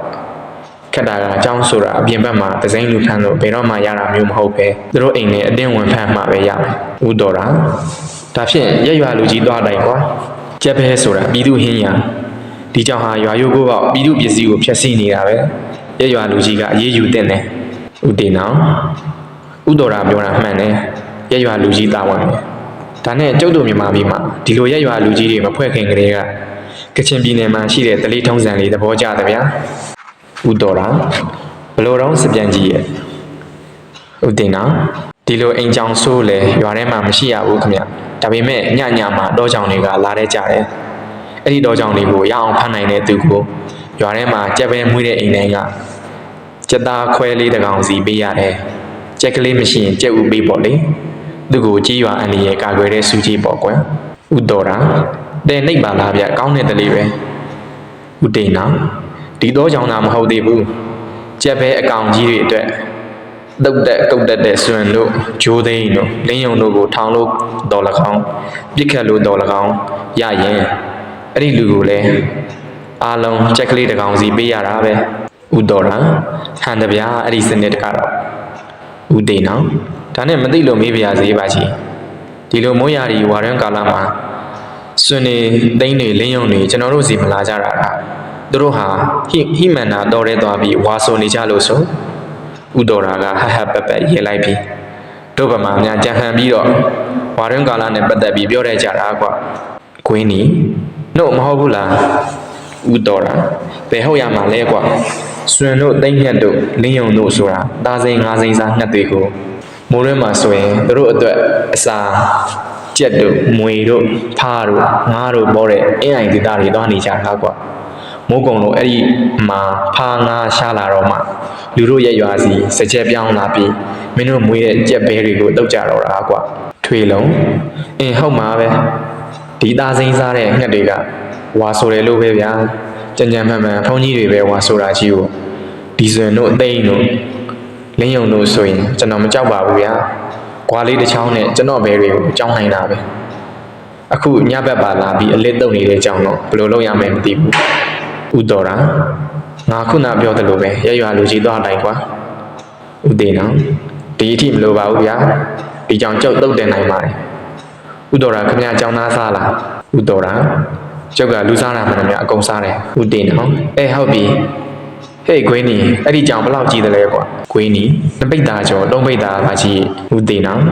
ဒီကောင်ကြီးဆိုရင်အုံလုံးနဲ့နှက်လိုက်ရပထမတန်းပေါ့ကွာအုံသီးလိုနေပြီဥတော်တာအုံသီးချောက်တွေကြောက်ပဲမှာရှိပါဗျတက်မဲ့လူလိုနေတယ်ခွေးနီကျွန်တော်တက်နိုင်တယ်ပါကြီးဥတေနောင်ဟုတ်ပြီကဲမင်းတို့9000ကျော်ယူရအောင်လာတာမဟုတ်လားဟုတ်လေကားကုံအောက်မှာယူသွားကြပြီရော စစ်ပြန်လက်သမားကြီးဦးတေနောင်ဤကြောင်ထောင်ကြောင်မှာတပေပက်လေတစ်တာရှိအလျားနှစ်ပေခွဲလောက်ရှိသည်ကြောင်ဝင်ပေါက်ကိုဖင်ပိုင်းဟုဆိုကြပါစို့ကောင်းမန်းဤလက်တော်လောက်နေရမှာကြောင်စာထားရန်တန်စကာကာထားသောအကန့်ကလေးရှိသည်တစ်တာဤလေးပုံတစ်ပုံနေရမှာအပေါ်ကမောင်းနိုင်ထူ၍ကြောင်ဝင်ပြီးပိတ်သွားရန်မောင်းနှံဆင်ထားသည်တစ်တာအတွင်းမှာပြင်းများတစ်ခုကြောင်တက်နှင်းလိုက်ကမောင်းနှံပြုတ်သွားရန်ကျိုးနှင့်စီမံထားသည်ကွင်းနေသည်ဤထောင်ချအလုပ်ကိုကျွမ်းကျင်နေပြီဖြစ်၍ထွေးလုံးတို့ခြံထဲမှာမောင်းတင်လိုက်သည်အပေါ်ဘက်မှဖွင့်၍ပိတ်၍ရသောကြောင်စာအကန့်လေးတဲ့သူဘဲကလေးတစ်ကောင်ထည့်ပြီးပိတ်ထားလိုက်သည်ကြံဘဲကလေးအလုံးကိုကြောင်မမြင်ရအောင်တောင်းနှင့်မှောက်ထားလိုက်သည်ထိုကြောင်လာချိန်တန်တော့လာမည်ထောင်ချောက်ထဲကဘဲကလေးကိုတန်စကာပေါက်မှသူမြင်တော့အပြေးဝင်၍ခုတ်မည်ဤတွင်ထောင်ချောက်မောင်းကကျသွားကမောင်းတန်နှင့်ဆွဲထားသောပြင်းများကတောက်ကနေကျ၍ပိတ်သွားလိမ့်မည်အလုံးမြင်ပြီးသွားတော့အခါထွေးလုံးကမေးသည်ဟေ့ကွင်းဒီအထက်ကဘဲကလေးကိုကြောင်လက်သေးနဲ့မကုတ်နိုင်ဘူးလားကွာဘဲကုတ်နိုင်မှလဲတန်စကာကတန်ချုံးဖြစ်မြင်သေးသေးလေးတွေနဲ့ပေါက်ချင်းချင်းလေးတွေပဲကြောင်လက်မဝင်နိုင်ဘူးကွာမင်းဘဲကလေးအတွက်မစိုးဘာမှမစိုးရိမ်နဲ့ကြောင်မိပြီးတဲ့အခါမှာမင်းဘဲကလေးပြန်ထုတ်ပြီးသူ့အဖော်ရင်းနဲ့အိပ်ပါစီတော့ကဲငါပြန်မယ်မနေ့စောစောမှလာခဲ့တော့မယ်ဒီကြောင်လာမှလားမိမှလားစိတ်ချစမ်းပါကွာဗာကြီးတင်အောင်လဲငါနဲ့စားနေကြပါငါတော့အဲ့ဒီကြောင်မမိမချင်းထိုင်းဆောင်နေမှာပဲထွေးလုံးသည်သူစကားအတိုင်းမအိပ်ဖဲချန်စီနားဆက်လျက်စာကြက်နေ၏တဲပြီးမကြလိုက်9 နာရီလောက်တွင်တောက်ကနေထောင်ချောက်ကြတဲ့ကြား၍ထွေးလုံးကြပြကတိမိခွင့်နဲ့ဆင်းကြည့်လိုက်တော့ဟုတ်တာပေါ့စားနေကြကြောင်ပါကြီးအထက်ကမှန်ဖီးပြီးတန်စကားကိုလက်သေးနဲ့ကုတ်ချင်နေလိုက်သည်ထွေးလုံးစိတ်ထဲဝမ်းသာလိုက်တဲ့ဖြစ်ချင်းငါပဲကလေးငါးကောင်အပင်ဆုတ်သွားတဲ့အယုဒ္ဓမာကောင်ကြီးနင်ဝိပတ်လဲပြီးမှတ်နနက်ဝေလီဝေလင်းတွင်ခွင်းကြီးရောက်လာတော့ကြောင်ထောင်ချောင်းနားမှာပီတိဖြစ်နေသောထွေးလုံးကိုတွေ့ရသည်သူတို့နှစ်ယောက်သည်ကြောင်ထောင်ချောင်းကိုသိဆောင်ကဥတီနောင်အိမ်တို့ရွာပြင်လမ်းမှသွားကြလေ၏ယင်းဒီချမ်းတိုးနှင့်ထိုင်နေသောဥတီနောင်ကိုအသင့်တွေ့ရသည်ကြောင်ဖြစ်လျက်ကြွက်ကူမခုတ်ကြက်ပဲခုတ်သည့်ထိုကြောင်ရုပ်ကိုတုတ်တင်ရန်မှလူတာဝင်သည့်ထိုနေ့သည်ထွေးလုံးတို့ကြောင်ပိတ်ရဖြစ်လေရာရက်ရွာဤရန်သူအသားကိုဥတော်ရာဤအုံတို့နှင့်နှက်ပြီးသူတို့လူတိုက်အောင်သေးအောင်သားစားကြသည်တဲကောင်းယခုအချိန်တွင်ထွေးလုံးသည်အနေရကင်းရှင်းသွားပြီဖြစ်သောညီကိုမဲလုံးဖြူရောဝါနုရင်ကြားမိသောဘဲကလေးငါးကောင်နှင့်ပျော်ရွှင်စွာရှိလေသည်မိကိုမဲလုံးဖြူရောဝါနုရင်ကြားမိသောထွေးလုံး၏ဘဲကလေးငါးကောင်သည်တနေ့တခြားကြည်ပြင်း၍လာခဲ့ရာနှစ်လကျော်သောအခါတိတိတသာကြီးဖွံ့ဖြိုးလာလျက်တကောင်လျင်ကိုအလေးချိန်20သားများရှိလာလေပြီပုံသဏ္ဍာန်လည်းပြောင်းအတန်လည်းပြောင်းလာသည်ငငယ်ကလိုလူစလီမဟုတ်တော့ပဲအထီးကလေချွန်းတယ်လို့ရွှီမြည်၍အမကကက်အော်၏အလုံးမိကုန်းနဲ့မဲလုံးကအထီးဖြူရောဝါနုရင်ကြားတို့ကအမကလေးတွေပါလားသူတို့ဤကိုပုံသဏ္ဍာန်များလည်းမွေကင်းကာစားကလိုကြောကော်လေးများမဟုတ်တော့ပဲခါကလေးတွေကုန်းပြီးမွေးနုမွေးချင်းကလေးတွေထဲမှာရင်ပန်းနဲ့တောင်ပန်တို့၌ကြီးမွေးတွေပေါက်လာကြပြီကိုအင်္ဂါတို့လည်းတန်ဆန်းလာ၏မိုးရတော့မိုးရည်ထဲမှာငါးကောင်စုပြိုင်သူပြေးလိုက်ကြတာခြေပွားတန်လေးတွေတစ်ဖြက်ဖြက်နဲ့နောက်ပြီးရေအိုင်တွေ့ရင်ရေကူးလိုက်ကြသည်အောင်မလေးရေကူးပြီးအိုင်ထဲကပြန်တက်လာတော့သူတို့အမွှေးအလေးခါတာပေါ့အတောင်ခတ်လိုက်ကြတာလေတောင်ပန်မွေးရှည်ကမရှိတော့အတောင်ယူလေးတွေတမြောင်မြောင်နဲ့လူကလေးတွေလက်လှုပ်ရှားနေသည်နဲ့သူတွေဟီထွေးလုံးရမိသည်သူတိတ်ပြောနေသည်အော်မူလ10ကောင်နဲ့9ကောင်ဆုံးပြီဒီ9ကောင်ကလေးယခုထိလက်ဆိုးရှင်နေရသည်ကစစ်ပြန်ကြီးဥတေနောင်ကြီးကျေးဇူးပြီးတကားသူနဲ့ခွင်းနီဥပသိန်းတော်ထွေးနယ်တို့အိမ်ကကြောင်စိုးကြီးထောင်ချောင်းနဲ့ထမ်းပြီးသွားပို့တဲ့နေ့ကဥတေနောင်ပြောစကားများကိုတတိယထားသည်ဥတေနောင်အိမ်ရှိကပြင်တွင်လက်ဖက်ရည်ချမ်းတောက်နေရမှဟန်ကြရလားဟဲ့ခွင်းနီဘယ်လွတ်မလဲဆရာအေးအဲ့ဒီနာခဏချထားကြအောင်ကွာကဲခွင်းနီမိကြီးကဲများများရအောင်မိခိုင်လိုက်ထဲကွာခွင်းနီသည်ဥတေနောင်ထိုင်သောကပြင်ရှိမြေကြီးပေါ်တွင်ဖိုကနောက်3လုံးနှင့်ရှိသောမိဖို့မှာထင်းများစွာထည့်လေသည်ထွေးလုံးထောင်ချောက်ကြည့်၍အဘဒီကြောင်ကြီးဘယ်နဲ့ထုတ်မလဲဥတေနောင်ဟောတောင်းပေါ်မှာတင်ထားတဲ့အိတ်ကြီးယူလိုက်ကွာစံတရင်ကြော်လာဝင်သည့်ပလတ်စတစ်အိတ်ဖြူကြီးထွေးလုံးယူပေးသောအခါဥတေနောင်ကအဲ့ဒါနဲ့ထောင်ချောက်ဝါဆွတ်ပြီးပိတ်ထားတဲ့ပြင်းများဖွင့်ပေးလိုက်တော့ ဒီကောင်အိတ်ထဲရောက်လာတော့တာပေါ့ကွာထွေလုံးတိပြီကျွန်တော်ဒီကောင်ကြီးကိုတတ်မယ်ဥတီနာမင်းဘယ်နဲ့လောက်တတ်မလဲထွေလုံးအဲ့အပေါဝါကစုကင်ပြီးမြေကြီးကင်ရိုက်မယ်တနှောင်းနဲ့ခေါင်းထုမယ်ဥတီနာဒီလိုဆိုဘယ်တော်နဲ့သိမလဲရိတ်ဆန်ညှင်းဆဲတယ်လို့နေမှာပေါ့ကွာတနာစရာထွေလုံးကျွန်တော်ဘယ်ကလေး9ကောင်ကိုတတ်ထားတာဒီကောင်ကြီးကိုမတနာနိုင်ဘူးဥတီနာဒီလိုပဲဟုတ်မလဲကွာသူကမင်းဘဲကလေးတွေတေးစီဆိုတဲ့တဘောမဟုတ်ပါဘူးသူ့အစာအဖြစ်နေတာကိုစားတာပါသူ့မှာအပြစ်မရှိပါဘူးအပြစ်ရှိတာကသူ့သခင်တွေပဲကိုကြောင့်မဟုတ်တဲ့အလုပ်လောက်လာတယ်ဆိုရင်ဂုတ်ကင်ပြီးတော့အဲ့ဒီပထမအဦးဆုံးကြိုက်လာတဲ့ကြက်ကလေးပြပြီးကက်ဆက်ကလေးရိုက်လိုက်တစ်ခါကနှစ်ခါမရိုက်ရပါဘူးခွေးဖြစ်ကြောင်ဖြစ်မှတ်တတ်ပါတယ်ကွာခုတော့ဒီလိုမဟုတ်ဘူးကိုယ့်အိမ်ကကြောင်သူများကြက်ပဲကြိုက်တာပဲဝမ်းသာနေတယ်ဆိုတော့သူတို့ကြောင်သူတို့ဖြက်စီးပြတ်တာပဲကြောင်များဟာကြက်ပဲစားမိရင်ဘယ်တော့မှကြွတ်မခုတ်တော့ဘူးကြွက်ထက်အရသာတွေ့တဲ့ဖမ်းရလွယ်ကူတဲ့ကြက်ကလေးဘဲကလေးတွေပဲရွာယူကိုပေါက်ရှောက်စားနေပြီးပဲမှတ်ပြီးရောအဲ့ဒီတော့ဒီကြောင်ကပြည်သူအာဟာရပြည်သူပစ္စည်းဖြက်စီးတဲ့ရက်ရွာရဲ့ရန်သူဖြစ်နေပြီးလူတို့အကျိုးပျက်စီးစေတဲ့အတွက်လူပြည်မှာမထားတင်တော့ဘူးတို့တော့သူ့ကိုတနာသောအဖြစ်တက်တဲ့အခါမှာနှိမ့်ဆက်ရမရောက်ပါစေနဲ့ဝေဒနာမခံစားရပါစေနဲ့သူ့ကိုယ်သူနားလိုက်မှန်းတောင်မသိအမြန်ဆုံးသိအောင်ဟောဒီလိုဟုပြောဆိုဥတီနာသည်အခုနပလတ်စတစ်အိတ်ကိုကြောင်ထောင်ကြောက်အပေါက်ဝဆွတ်ပြင်များဖွင့်ပေးလိုက်ကြောင်ကချွေးကနေအိတ်ထဲရောက်ကြောင်ကောင်းလုံးပေါ်အောင်အိတ်ကိုစုကင်လိုက်ပြီးကြောင်ကောင်းပုံတရံကိုပလတ်စတစ်ပါမှာမြင်ရသည်၌နှာရောင်တဲ့ကိုလူနဲ့စက္ကန့်တစ်ချက်ထဲထုလိုက်သည်ကြောင်ဒီတုတ်တုံများမလောက်တော့ခဏကြာပြီးအိတ်ထဲမှာတွန်းထုတ်လိုက်တော့အခါစက်နေလေပြီမှတ်ထားပါကြောင်တို့ခွေးတို့တက်တဲ့အခါတခြားနေရာတွေရိုက်နှိမ်မနေနဲ့ဟောဒီနှာရောင်တဲ့တာအဲ့ဒီလိုခက်ဆက်ကလေးထုလိုက်တစ်ချက်ထဲနဲ့ကိစ္စပြီးတာပဲဆိုပြီးကြောင်တီပြောခွေကြီးကိုဥတီနာသည်ဂွင်းနီစီတို့ပြစ်ပေးလိုက်တော့ဂွင်းနီကကြောင်တီကိုမိမြိုင်လေ၏ထွေးလုံးဥတီနာ၏မျက်နှာကိုအံ့ဩကြည်ညိုစွာနဲ့ကြည့်ကအဘဟာတိပြင်းလူကြီးတွေနဲ့မတူဘူးဘလို့မတူပါလဲကွာတခြားလူကြီးတွေဆိုရင်လေအိမ်မှာကြက်တို့ဘဲတို့ချက်စားကြမယ်ဆိုရင်ဒါဟာလူကြီးတွေနဲ့မလျော်ဘူးဆိုတဲ့တဘောသားတွေကိုတက်ခိုင်းကြတယ်ဥပမာဂွင်းနီတို့အဖေကိုကြည့်ဂွင်းနီကိုစော်ခိုင်းတာပဲဂွင်းနီအေးကွာသူကလူကြီးငရဲကြီးမဲ့ကိစ္စမလုပ်ချင်တော့ဘူးတဲ့လေဥတင်တော့အော်မဲ့အဖေကငါလူကြီးငရဲမသွားတော့ဘူးသားကလေးတော့သွားပါစေတဲ့လားတဲတော်တဲ့အဖေပဲငါသာဆိုရင်ကွာမလဲမရှောင်သားတဲ့အလုပ်ငရဲသွားမယ်ဆိုရင်ငါသားသမီးတွေတော့မသွားစေရဘူးဟဲ့ငါပဲသွားမယ်ချွေလုံးအဘအခုဒီကြောင်ချင်းတက်လိုက်တာအပြစ်ရှိရမထင်ဘူးလားဥတေနောင်မထင်ပါဘူးကွာအပြစ်ရှိတယ်ထင်ရင်ငါအလုပ်မလုပ်ပါဘူးဟင်းလူများအသက်တက်တာအပြစ်မရှိဘူးတက်တယ်လို့တက်တာကိုမရှိဘူးလို့ငါယူဆရဲကွာကဲကြည့်ဒီကြောင်ဟာကြက်ကလေးပဲကလေးတွေအသက်ပေါင်းများစွာကိုတက်ခဲ့ပြီသူရှိနေရင်နောက်လည်းဆက်တိုက်အောင်မယ်ကြက်ပဲရှင်လူပေါင်းများစွာစိတ်မချမ်းသာဖြစ်ရအောင်မယ်ဒါကိုငါကသားမြစ်ပိတ်ပင်ရရောက်တဲ့အတွက်ကုသိုလ်တောင်ရတယ်လို့ငါထင်တယ်ကွာ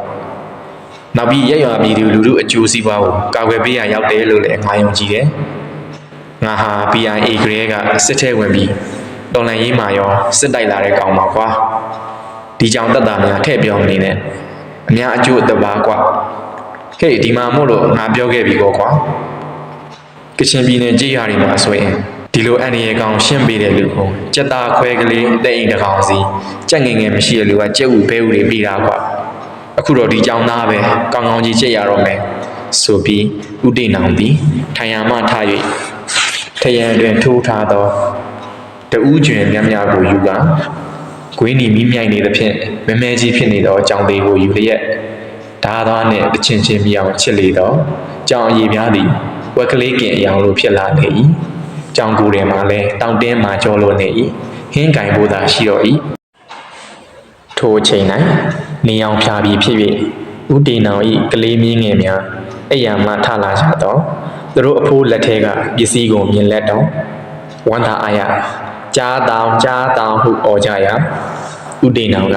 အေးဟုတ်တယ်သုံးပိတ်တန်လောက်ရှိမယ် ငရုတ်ချစ်တဲ့ပြူချင်းစပယ်လင်ဘလောက်စီထောင်းရမယ်ဆိုတာသိတယ်မဟုတ်လားမြေးများကတန်မြိုင်သိတယ်စားနေကြကြောင်သားတွေကြောင်သားကြီးစားမယ်ထို့နောက်ဥတီနောင်ကခွေးနီနဲ့ထွေးလုံးအောင်ကဲမင်းတို့ကဥတော်ရာအပင်ကအုံဒီရအောင်လှုပ်ချကြလေကွာငါဟင်းကင်ထားလိုက်မယ်ဒီကောင်ကြီး3 နာရီလောက်နှက်ရမယ်ကွာထိုမှတနာရီမြအကြာဥတော်ရာနဲ့ခွေးနီကအုံဒီကြောက်တယောက်တလုံးစီကင်၍၎င်းထွေးလုံးကငခု2 ကောင်ငသိန်းအောင်3 ကောင်ပါသော9 တီတန်းနှင့်ကစွန်းရဲ့စီကြီးကိုပိုက်၍၎င်း3 ယောက်သားရောက်လာကြ၏ထွေးလုံးသည်ခွေးနီအုံမင်တက်နေစဉ်မှာညုံမနှင့်ကြံစုံတို့သားအမိကိုကွန်းနေသွားလှန်ရင်အင်းထဲကကစွန်းရဲ့နှင့်သူ့ငလူတွဲမှငါးများရလာခြင်းဖြစ်သည်ရင်းတို့ကိုကြည့်၍ဥတီနောင်ကဟာတိတ်ကောင်းတာပေါ့ကွာကစွန်းရဲ့ငါးချင်ရင်ဟင်းနဲ့ကြောင်သားအုံတို့နှက်နဲ့ထိုအချိန်တွင်ကြောင်သားအဟင်းအိုလည်းမိဖို့ပေါ်မှာကြွကြွဆူနေလေပြီကဲဒီတရေခမ်းပြီးနောက်တရေမှာအုံတို့ထည့်လိုက်ရအောင်အုံဒီချစ်ဖို့လောက်ကြလေကွာဟုဥတီနောင်ကပြောသည်ဂွင်းနီနှင့်ထွေးလုံးသည်အုံဒီကြောင့်အခွန်တော်အုံမုတ်ခွဲအည်တွေတောက်ပြီးအုံဒီချစ်ကြလေ၏ဤစဉ်ဥတီနောင်၏မြေငယ်များကအင်္ဂလိပ်စာဖတ်နေကြလေရာဥတော်ရာကဒီခေတ်ကလေးတွေဟန်ကြတယ်ဗျာကို့ရွာကမူလာတဲ့အကြောင်းမှာပဲအင်္ဂလိပ်စာသင်ကြားရတယ်ကျုပ်တို့ခေတ်တုန်းကဆိုရင်ကြီးရွာနဲ့အင်္ဂလိပ်စာဟာဖုန်ကြီးနဲ့ဘီးပြဥတီနောင်ကဟုတ်လားပြောပြပါဦးဗျခင်ဗျားတို့ခေတ်ကပညာရေးဥတော်ရာကျုပ်တို့မွေးခဲ့ရတာကအင်္ဂလိပ်ကျွန်းခေတ်လားဗျနေချက်အစိုးရဟာသူ့ကြီးကျွန်းများကိုလူဒန်းစားခွဲပြီးအုပ်ချုပ်ရမှာဖြစ်လေတော့ကျောင်းတွေပညာရေးကစပြီးခွဲခြားလိုက်တာပဲဗျအဲ့ဒီခေတ်ကကျောင်းတော်မျိုးရှိတယ်ဗျဘာနီကလာစကူးတဲ့အင်္ဂလိုဘာနီကလာစကူးတဲ့Mission School တဲ့ဘာနီကလာစကူးဆိုတာဓမ္မစာတက်ပဲတင်တယ်မြူနီစီပယ်ကျောင်းလို့လည်းခေါ်တယ်မူလာတန်းကျောင်းလယ်တန်းကျောင်းထက်တန်းကျောင်းလို့3 မျိုး 3 စားခွဲပြီးကြီးရွာတွေမှာရောမြို့တွေမှာရောအများဆုံးရှိတယ်အင်္ဂလိုဘာနီကလာစကူးဆိုတာကအထက်တန်းကျောင်းငါးတန်းကစပြီးအင်္ဂလိပ်စာစတင်တယ်မြို့ပေါ်မှာပဲရှိတယ်အစိုးရ high school လို့ခေါ်တယ် Mission School ဆိုတာကခရစ်ယာန်သာသနာပြုကျောင်းတွေသူတို့ကအင်္ဂလိပ်စာအဓိကထားတင်တယ်မြို့တိုင်းမှာမရှိဘူးရန်ကုန်မန္တလေးမြို့ကြီးများနဲ့မေမြို့ကလော့တောင်ကြီးလိုမျက်နှာဖြူတို့စံပြိုင်ရတောင်စခန်းမြို့များမှာပဲရှိတယ်အဲ့ဒီကျောင်းသုံးမြို့မှာအစိုးရ high school ကကျောင်းလာကပေးရတယ် Mission School ကပို့ပြီးပေးရတယ်တော်ရုံတန်ရုံသူမနေနိုင်ဘူးထက်တန်းစားကျောင်းတွေဆိုတော့မြန်မာစာတက်တင်ရတဲ့မြူနီစီပယ်ကျောင်းကတော့ကျောင်းလာကမရှိဘူးစင်ရတာကျောင်းဒါပေမဲ့အဲ့ဒီခေတ်ကစင်ရတာတွေဟာအဲ့ဒီအလကားတင်ရတဲ့ကျောင်းတော်မှာဖြစ်မြောက်အောင်နေနိုင်ကြပါဘူးဗျာစာလေးမတော့တစ်ခေါက်ဖတ်တဲ့ယုံ2 တန်းရောက်ထွက်3 တန်းရောက်ထွက်နဲ့ဟဲ့ဂွေးနီနဲ့ထွေလုံးတို့ခုခေတ်မှာမူလာတန်းကျောင်းဖြစ်နေတဲ့အခုတို့ရွာကဘုံတော်ကြီးကျောင်းဟာအဲ့ဒီတုန်းက9 တန်းလယ်တန်းကျောင်းခေါ်တယ်ကွဟုတ်လားပါကြီးအေးဟုတ်တယ်အဲ့ဒီတုန်းကငါတို့ကျောင်းနေရဖို့ပြောရအောင်မယ်တငယ်တန်းတုန်းက14 5 ယောက်ရှိခဲ့တယ်ဒုတိယတန်းတတိယတန်းရောက်တော့9 ယောက်10 ယောက်ရှိတော့တယ်ကွဘာလို့လဲပါကြီးသူတို့မိဘတွေကဆင်းရဲတော့အကြောင်းဆက်မထားနိုင်ဘူးအိမ်မှာကြီးမောင်းကြက်နှင်းကလေးထိန်ပေါ့ကွာတောက်တို့မရခိုင်းဖို့အကြောင်းနှုတ်ကြရတယ်စလုထာတန်းဆိုတာကတော့တို့ရွာသားအများစုရဲ့နောက်ဆုံးအတန်းဆိုပါတော့ကွာအဲ့ဒီခေတ်တုန်းကစလုထာတန်းတတမတန်းနဝမတန်းတတမတန်းတို့ကအစိုးရစာမေးပွဲကိုကွာအဲ့ဒီမှာရှုံးကြပါပြီဗျာဒီလေးတန်းမှာတို့ရွာကငါနဲ့ထွန်းရှည်ဆိုတဲ့ငါတငယ်ချင်း2 ယောက်ပဲအောင်တယ်ထွေးလုံးဗကြီးတို့2 ယောက်ကညံကောင်းလို့ပေါ့နော်ညံကောင်းလို့မဟုတ်ပါဘူးကွာကျောင်းမှန်မှန်တက်နိုင်လို့တို့မိဘတွေကချောင်းချောင်းလဲလဲလေးရှိကြလို့ကြံနေတဲ့ကလေးတွေမိဘများကဆင်းရဲကြတော့ကောက်ဆိုင်ချင်းကောက်ရိတ်ချင်းတွေမှာအိမ်မှာကူပေါ်လောင်ဘက်တုံးကြတော့ကျောင်းပြက်ကြရတယ်ဒါနဲ့ငါနဲ့ထွန်းရှင်2 ယောက်ထဲပဲ9 တန်းအထိသင်နိုင်ကြတယ်ခွေးနီဟင်9 တန်းလုံးမှာဗကြီးတို့2 ယောက်ထဲရဲ့ဥတော်ရာဒီလိုလည်းမဟုတ်သေးဘူးကွာမူလာတန်းကျောင်းရှိတဲ့တဖန်ကုန်းနဲ့ကံဦးရွာက9 တန်းကလေးကလာနေကြတဲ့ကျောင်းသား4 ယောက်ရှိသေးတော့တို့9 တန်းမှာကျောင်းသား6 ယောက်ကွာထွေးလုံး9 တန်းကြီးတန်းလုံးမှာကျောင်းသားက6 ယောက်ထဲဥတော်ရာအေးကွာအဲ့ဒီခေတ်ကဒီလိုပဲခွေးနီအခုကျွန်တော်တို့9 တန်းဖြင့်လူ100ကျော်လို့ AB ခွဲထားရတယ်ဥတော်ရာအေးအင်္ဂလိပ်ကျွန်းခေတ်နဲ့လွတ်လပ်တဲ့မြန်မာပြည်မှာလူတွေစီးပွားရေးအခြေဘယ်လိုနေသလဲဆိုတာပြတာပေါ့ကွာဒါနဲ့အဲ့ဒီခေတ်ကငါတို့ပညာရေးဆက်ပြောရအောင်ပဲ ကျောင်းကအဲ့ဒီတက်တမာတန်း6ယောက်ဖြေတာငါနဲ့ထွန်းရှင်2ယောက်ပဲအောင်တယ်ကွာထွေးလုံးဟင်းတခြားရွာကလာနေတဲ့လူတွေကတယောက်မှမအောင်ဘူးဥတော်တာဘယ်အောင်မလဲကွာဒီကောင်တွေကစားလဲတိတ်နေချင်းကြတယ်မဟုတ်ဘူးမိဘကထားလို့သာနေကြရတာသူတို့ကကျောင်းမှန်မှန်တက်ကြတာမဟုတ်ဘူးလမ်းမှာအိုင်တွေ့ငါပတ်နေကြတယ်ယုံတွေ့ယုံလျှောက်လိုက်နေကြတာကိုကွာအဲ့ဒီခေတ်ကပညာကိုတန်ဖိုးထားကြရမှန်းလည်းမသိဘူးမိဘတွေကလည်းမထားနိုင်ကြဘူးလေကြည်စမ်းငါတို့ရွာကငါနဲ့ထွန်းရှင်2ယောက်9တန်းအောင်ကြတော့10တန်းကမြို့ကျောင်းသွားကြရမယ်ဆိုတော့ထွန်းရှင်မိဘကဆက်မထားနိုင်တော့ဘူးငါတယောက်တည်းငါမိဘများကချောင်းချောင်းလဲလဲလေးရှိလို့မြို့ကျောင်းဆက်နိုင်ခဲ့တယ်အဲ့ဒီနေရာမှာငါလူပြိုကြီးဖားဖားဖြစ်တော့မှအင်္ဂလိပ်စာနဲ့တွဲတင်တဲ့ Government High School ရဲ့မြန်မာစာတက်တင်တဲ့ Municipal ထက်တန်းကျောင်းရှိတာမှာငါဟာအင်္ဂလိပ်ကျောင်းပြောင်းမယ်ဆိုရင်9တန်းပြန်ဆင်းရမယ် Municipal ကျောင်းသွားမှာ10တန်းဆက်တက်ရမယ်ဆိုတော့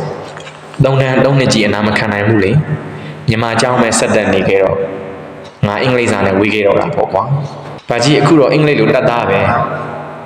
အဲ့ဒါတက်ခဲ့ရပုံလေးပြောပြရအောင်မယ်1938ခုနှစ်မှာမြန်မာလို10တန်းအောင်တော့ကြည်မြတ်နိုင်ဆရာပြည့်တင်ကျောင်းတော့တက်ရတယ်ကွာ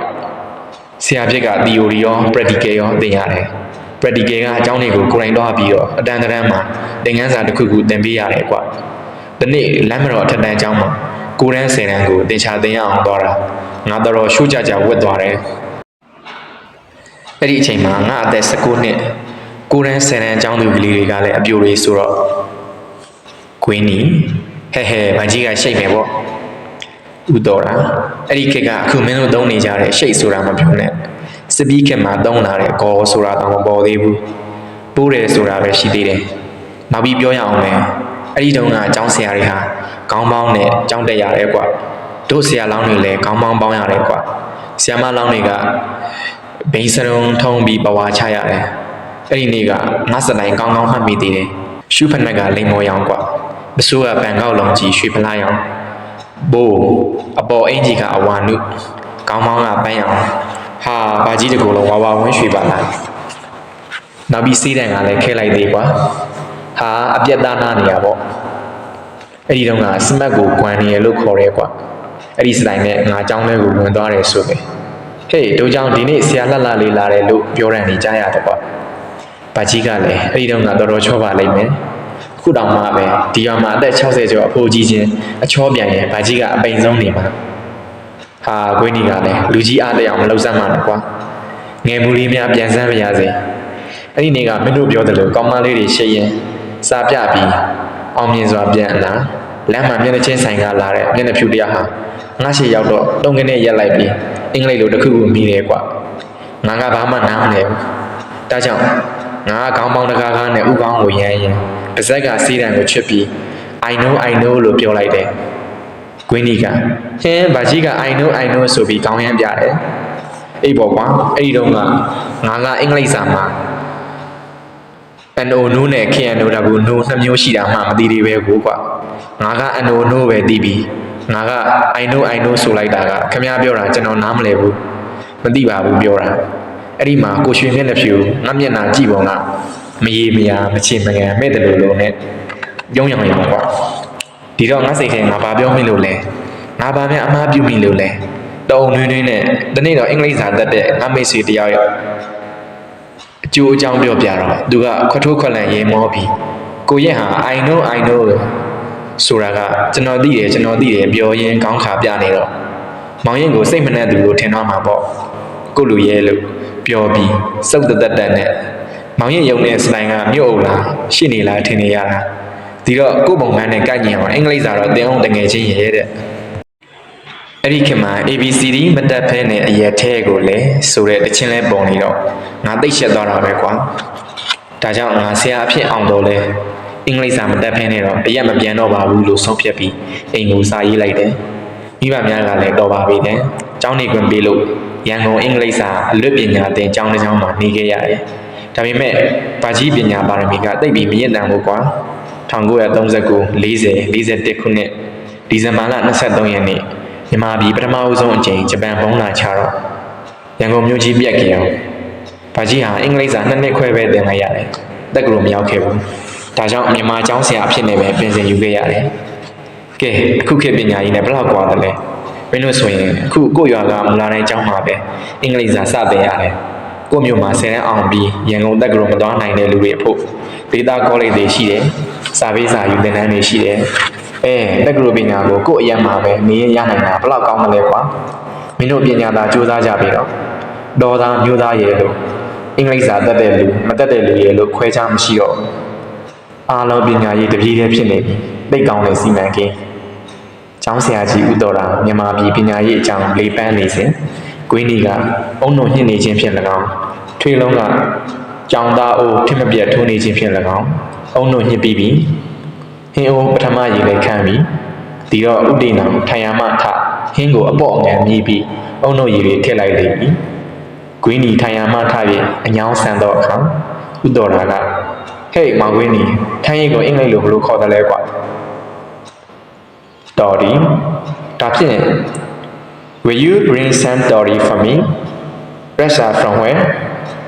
မောင်ကိုကြီးစီသွားကွာငါမနစ်ကလေးကမှားထားတယ်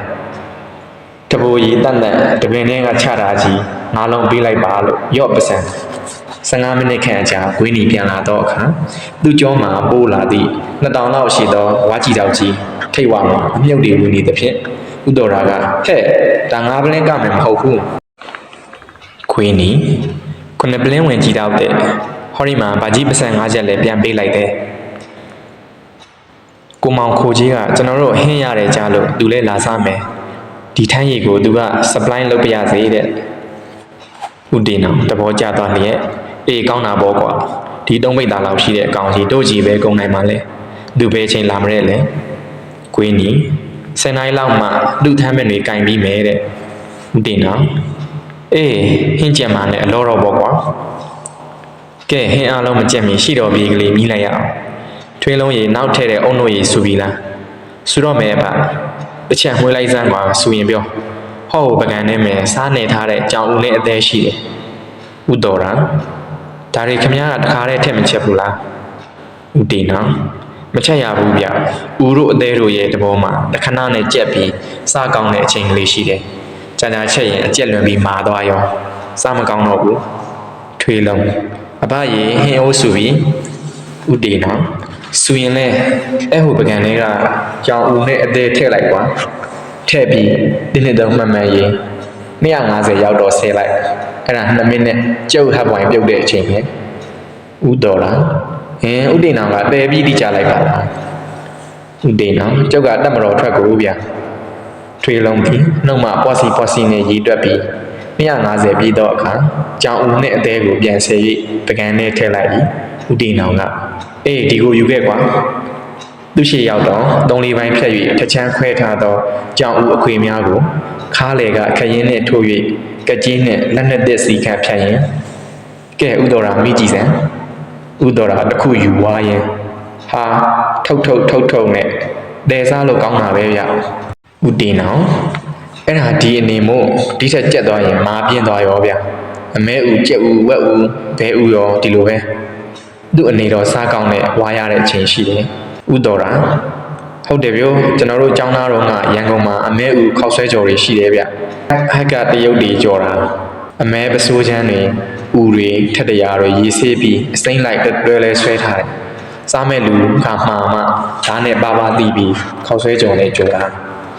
ဒီပြင်ဝက်သားဘဲသားတို့နဲ့ကြော်ကလောက်ပဲကြားတယ်စားလို့သိကောင်းတာပဲဗျာအိမ်တော့ထုတ်ယူသွားပါနဲ့အေးလေအေးသွားရောမာပြီးဝါလို့မရတော့ဆိုင်မှာလာပူပူနေနေစားလို့ရတာဥတီနောင်ဟုတ်တယ်ဦးတို့တဘောဟာဒီလိုပဲတဲလဲဒီလိုပဲကြောင်တဲလဲမြည်ကြည့်ပါအောင်ဆိုပြီးကက်ကြီးနဲ့တစ်ဖက်ညက်ပေးလိုက်သည်ဥတော်ရာယူစားပြီးဟာတဲစိတ်နာပဲဗျာဥတီနောင်ဒီထက်ကြာရင်မာသွားမယ်ဗျဥတော်ရာဟုတ်ပါကျုပ်တခါကန်ညွန့်တို့ချက်တာတွားစားတယ်မာတဲ့အပြင်ခါတက်တောင်နေတယ်ဦးကလည်းမာပြင်းကြီးနေတယ်ခုဟာကအလောတော်စားကောင်းရုံလေးပဲကျုပ်တော်ထမ်းရင်နဲ့ချတော့မယ်ဒီနော်ချလည်းဗျာကျုံလဲတောက်ချင်ပြီဆိုပြီးဝက်စစ်ခွက်နှလုံးသွားယူပေးသည်ဥတော်ရာကကြည်တော့အဖျားပိုင်းကိုပေါင်ပေါ်တင်ငှဲ့ရင်ဟိုတငယ်နှစ်ယောက်တော့မတော့ဘူးနော်ကွေးနေနဲ့ထွေးလုံးဟုတ်ကဲ့ကျွန်တော်တို့မတော့တတ်သေးပါဘူး အေးကျောင်းသားမတောက်တာကောင်းပါတော့ကွာ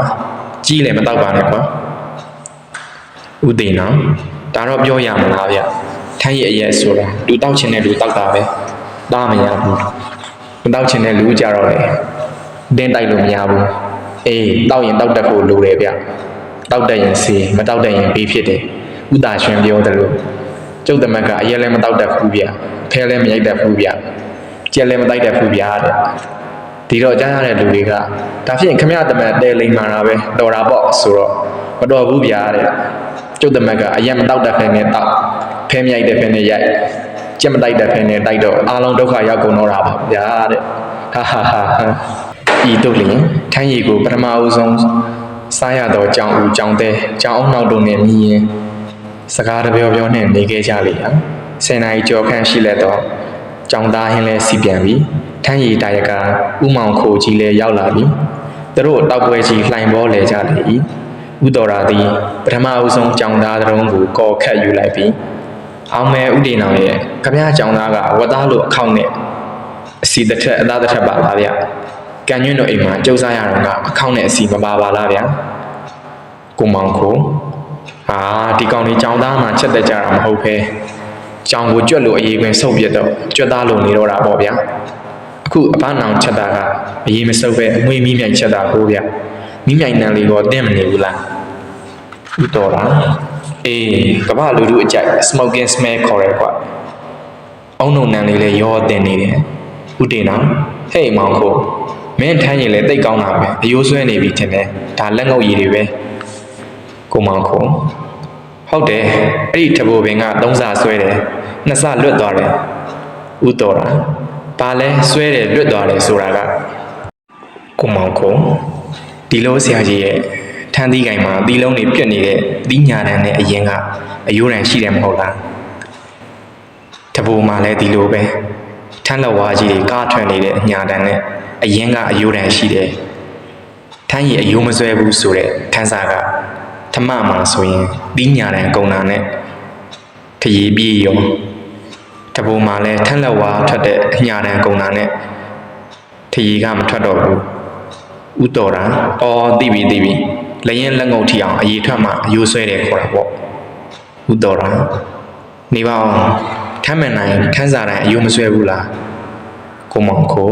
မဆွဲဘူးဆရာကြီးရဲ့ထမ်းကင်တဲ့လက်နဲ့ထမ်းပင်အမျိုးအစားအပေါ်မှာမူတည်နေတယ်ဥတော်တာအော်ထမ်းပင်မှာအမျိုးမျိုးအစားအစားရှိသေးတယ်လားကိုမောင်ခိုရှိတာပေါ့ဆရာကြီးရဲ့ထမ်းသီးတွေကိုတတိထားကြည့်မယ်ဆိုရင်တပင်နဲ့တပင်မတူဘူးအယောင်အမျိုးမျိုးကွဲတာကိုတွေ့ရလိမ့်မယ်ထမ်းနဲ့ထမ်းညိုထမ်းပြာထမ်းဝါထမ်းဖြူထမ်းကြောင်6မျိုးတောင်ရှိတယ်နောက်ပြီးအကြီးအသေးလုံးရှည်လုံးဝိုင်းလဲကွဲသေးတယ်ဥတော်တာထမ်းသီးကြီးတဲ့အပင်ကပိုပြီးထမ်းရည်ထွက်မလားဥမောင်ခုံဒီလိုလည်းမဟုတ်သေးဘူးဆရာကြီးအသီးသေးပေမဲ့အလုံးရှည်ပြီးတစိအိမ်လက်တဲ့ထမ်းပင်မှာထမ်းရည်ထွက်ကောင်းတယ်အများအားဖြင့်ထမ်းဖြူထမ်းဝါထမ်းကြောင်တွေဟာအသီးကြီးတွေကြီးပြီးအလုံးဝိုင်းဝိုင်းနဲ့တစိအိမ်လိမ့်နေဘယ်တော့မှထမ်းရည်များများမထွက်ဘူးအယိုးလည်းမဆွဲဘူးဒါကြောင့်ကျွန်တော်တော့ထမ်းနဲ့ထမ်းညိုထမ်းပြာမှာအခိုင်များများထွက်ပြီးအသီးရှည်ရှည်နဲ့တစိအိမ်လက်တဲ့အပင်ကိုမှရွေးပြီးတတ်တယ်တဘိုမှာလည်းထမ်းစာများများထွက်ပြီးထမ်းလဝါရှိတဲ့အပင်ကိုရွေးတယ်ဥတင်နော်ဟေးမောင်ကိုမင်းဒီနေ့အယိုးဘယ်နှပင်ဆွဲလဲဥမောင်ကို4-5ပင်တော့အသေးချာနေပြီအဖဥတင်နော်ဟာဒါဖြင့်နတ်တော်ပြတော်အထိအမင်းထမ်းရည်မပြတ်တော့ဘူးပေါ့ကိုမောင်ကိုနှစ်ပတ်လဲဆက်မယ်ပြတော်မှာတိနုအဒီစကင်တာပဲဥတော်တာဟေးထမ်းသီးမှာအဒီသီးနဲ့ပြောကြပါတယ်ဘလို့အသီးခေါ်တာလဲကိုမောင်ကိုရှေးအဒီတွေဆိုတဲ့စကားကလာတဲ့နဲ့တူပါတယ်ပထမအစောဆုံးပြီးတဲ့ထန်းကင်ကိုခေါ်တာပဲဥတော်တာသီးနုကင်တယ်ဆိုတာကတော့ကိုမောင်ကိုထန်းသီးကလေးတွေလက်သီးစုပ်လောက်မှာထန်းရည်ထွက်အောင်လုပ်တာကိုသီးနုကင်တယ်ခေါ်တယ်ထန်းသီးကြီးတွေရက်မှကင်တာကိုသီးရင်ကင်တယ်လို့ခေါ်တယ်ဥတော်တာတစားရည်လက်ငုပ်ရည်ဆိုတာကတော့ကိုမောင်ကိုထန်းစာတစားတွေကကြားတဲ့အရေးကိုတစားရည်ခေါ်တာပဲဒီပြင်စကားကြတာနဲ့မပေါင်းပဲသူ့ကြီးတောက်တာပိုကောင်းတယ်လက်ငုပ်ရည်ဆိုတာကတော့ ခုနပြောခဲ့တဲ့အယိုးဆွဲနဲ့တစားတို့ကိုလက်ငုပ်ခေါ်တယ်အဲ့ဒီကကြာတာကိုလက်ငုပ်ကြီးပေါ့ထိုင်းရီကောင်းတို့မြည်ဒီမှာတောက်လိုက်ရင်အာကောင်မှာရှသွားရတယ်လေတက်ပြီးရင်ချောင်းရမယ်အခုကျွန်တော်ထိုင်းရီအဲ့ဒီလိုနေရလားဆရာကြီးဥတော်တာနေပါတယ်ကောင်းပါလေထိုင်းရီဆရာခိုးကြီးရဲ့ရင်းတို့လူကြီးတွေထိုင်းရီတောက်ရင်ထန်းတီကဖွင့်နေစဉ်ဝဲထွေးလုံးတို့ကွင်းဒီတို့သည်ဥတင်တော်ဤသားများနှင့်တမင်တဝိုင်းစားကြ၏ကစင်းရွက်မကြီးဒီစိမ့်နှင့်ငါးချင်ဟင်းထိုဟင်းတွေကငါးဘက်ကိုငပိစိမ့်စားဘီနန်သီးနှင့်ထောင်းတခွားသီးစိမ့်ပေဆောင်ရသည့်ရင်းနှီးဖြောတို့ကကြောင်သားအုံတို့စီပြန်ဟင်းကိုအီဖြေလျက်စားလို့ကောင်းလိုက်တဲ့ဖြစ်ချင်းကြောင်သားနဲ့အုံတို့စီပြန်ပြည်တန်နဲ့ဟင်းပင်ကြရည်ခါချိုပြင်းရင်နဲ့ကောင်းလိုက်တဲ့ဖြစ်ချင်းဟဲ့သားဒီတချင်းဘဲကရပြန်တာလေထွေလုံးကသူတို့ခြံထဲတွင်ဘဲကလေးတွေတီကောင်တူးကျွေးရင်စုံနေသည်ကိုအနီးတွင်တစ်ပင်တွေပေါင်းတင်နေတော့သူ့အမေကအမေသဖြင့်ဟိုလေကျွန်တော်တို့ဟိုကြောင်ကြီးအောင်တေအောင်သားစားတဲ့နေ့ကဆရာကြီးဥတော်တာလက်တန်းဆက်တဲ့ကြပြားကျွန်တော်မှတ်ထားလိုက်တာအမေရဲ့အဲ့ဒီဆရာကြီးစီကျွန်တော်ကြပြားဆက်တင်မလို့ဆရာကြီးကတင်ပေးမယ်တဲ့ဥတော်တာစီကကြပြားဆက်ပဲတင်မှာနော်အတော့တော့တင်မလားပါနဲ့အမေကလည်းဗျာဆရာကြီးကလူငယ်တွေမဟုတ်တာလုပ်ပေးမလားဗျာကျွန်တော်တို့ကိုဘယ်တော့မှမတောင့်နဲ့တောင်ပြောပါတယ်အလကားအမေကစတာပါကွယ်ဆရာကြီးငါကြည်ညိုပါတယ်ဆရာကြီးကမူးရင်တချင်းဆိုတာကလွယ်ရင်ဘာအပြစ်မှမရှိဘူးအမေကလည်းဆရာကြီးဆိုတာတချင်းမဟုတ်ဘူးဗျကြပြားတွေကျွန်တော်တော့တိတ်ကြိုက်တယ်ထွေးလုံးသည်ကြပြားကိုဝါနာပါဟန်ရှိသည်ကြပြားဝါနာပါသူသည်စာပေသမားဖြစ်လာတဲ့၏ထွေးလုံးသည်တရိษံဂရေတွေကိုလည်းချစ်တတ်၏တရိษံချစ်တတ်သူသည်မေတ္တာကရုဏာတရားရှိသူဖြစ်၏မေတ္တာကရုဏာတရားရှိသူသည်လူလောက၌မိုင်းမဲသောအမှုကိုမပြုတတ်ခြင်းလမ်းတွေ့ခွေးမြင်ခဲနှင့်ပေါက်ခြင်းကြက်ကလေးငှက်ကလေးတွေပြစ်ခြင်းခတ်ခြင်းသောကလေးတို့အားမိဘတို့သည်တားမြစ်ဆုံးမပေးဖို့သင့်၏ထွေးလုံး၏ဘဲကလေး၅ကောင်တို့သည်ဥပသိမ်တော်ထွေးနေတို့၏ကြောင်ကြီးကိုတုတ်တင်ပြီးမှအန်ဒီရဲ့ကင်းရှင်းစွာခြံထဲမှလွတ်လွတ်လပ်လပ်နေရလျက်တနေ့တခြားကြည်ပြင်းလာခဲ့ရာ6လကျော်9လထဲရောက်သည့်၌အမွေအတောင်ပြည်စုံသောအကောင်ကြီးများဖြစ်ခဲ့လေ၏မိကိုကမိုင်းပြပြမဲလုံးကဘဲနဲ့သူတို့ဘဲဒီတို့မှာရှိအပ်သောအစိမ်းရောင်မှန်ကူကတ်တွေနဲ့အလွန်လှပ၏ဖြူရောကအပြိုဖြစ်လာသောအခါဆွတ်ဆွတ်ဖြူသောဘဲဖြူမှဝါနုကြီးလာသောအခါအဝါရောင်မဟုတ်တော့တနခါရောင်ရင်ကြားအမွေအယောင်စုံသည့်ဘဲကြားမှဖြစ်လာ၏ဘဲဒီတို့မြည်သည်ခေါင်းဆင်းရ၏အမီးတွင်အစီဘူးရင်းမှကပ်၍အမွေကလေးတစ်ချောင်းနဲ့ကော့ထောင်ကွေးနေ၏ဤကအရွယ်ရောက်ပြီးဖြစ်သောဘဲဒီ၏အင်္ဂါထို့ပြင်ဘဲဒီတို့မြည်သည်မှာအတန်ကိုကျေလောင်စွာမမြည်တဲ့ချိန်ရှိရှိရှဲရှဲမျှတာဘဲမာတို့ကတကဲ့ကဲ့နဲ့ဆူညံအောင်ဟောတတ်ကြ၏ယခုထွေးလုံးတို့အိမ်မှာဘဲဒီ2ကောင်ဘဲမာ3ကောင်ဘဲတို့မြည်သည်ကြက်နဲ့မတူတကောင်နဲ့တကောင်ထိုးခြင်းစိတ်ချင်းမရှိအလွန်သင့်မြတ်ကြ၏စားအတူသွားအတူအိတ်အတူသူတို့သည်တကောင်ကောင်ကိုခေါင်းဆောင်ထားတတ်၏ထိုခေါင်းဆောင်ရှိကသွားလျင်အာလုံးနောက်ကလိုက်၏ခေါင်းဆောင်ရက်လျင်ရက်၏ခေါင်းဆောင်အိတ်လျင်အာလုံးစုပြုံအိတ်ကြ၏ထွေးလုံးတို့အိမ်ကဘဲအုပ်မှာမဲလုံးမြည်သောဘဲနဲ့ကြီးကခေါင်းဆောင်သူသည်အကောင်အထွားဆုံးနှင့်ဘဲချောဘဲလာကြီးဖြစ်၏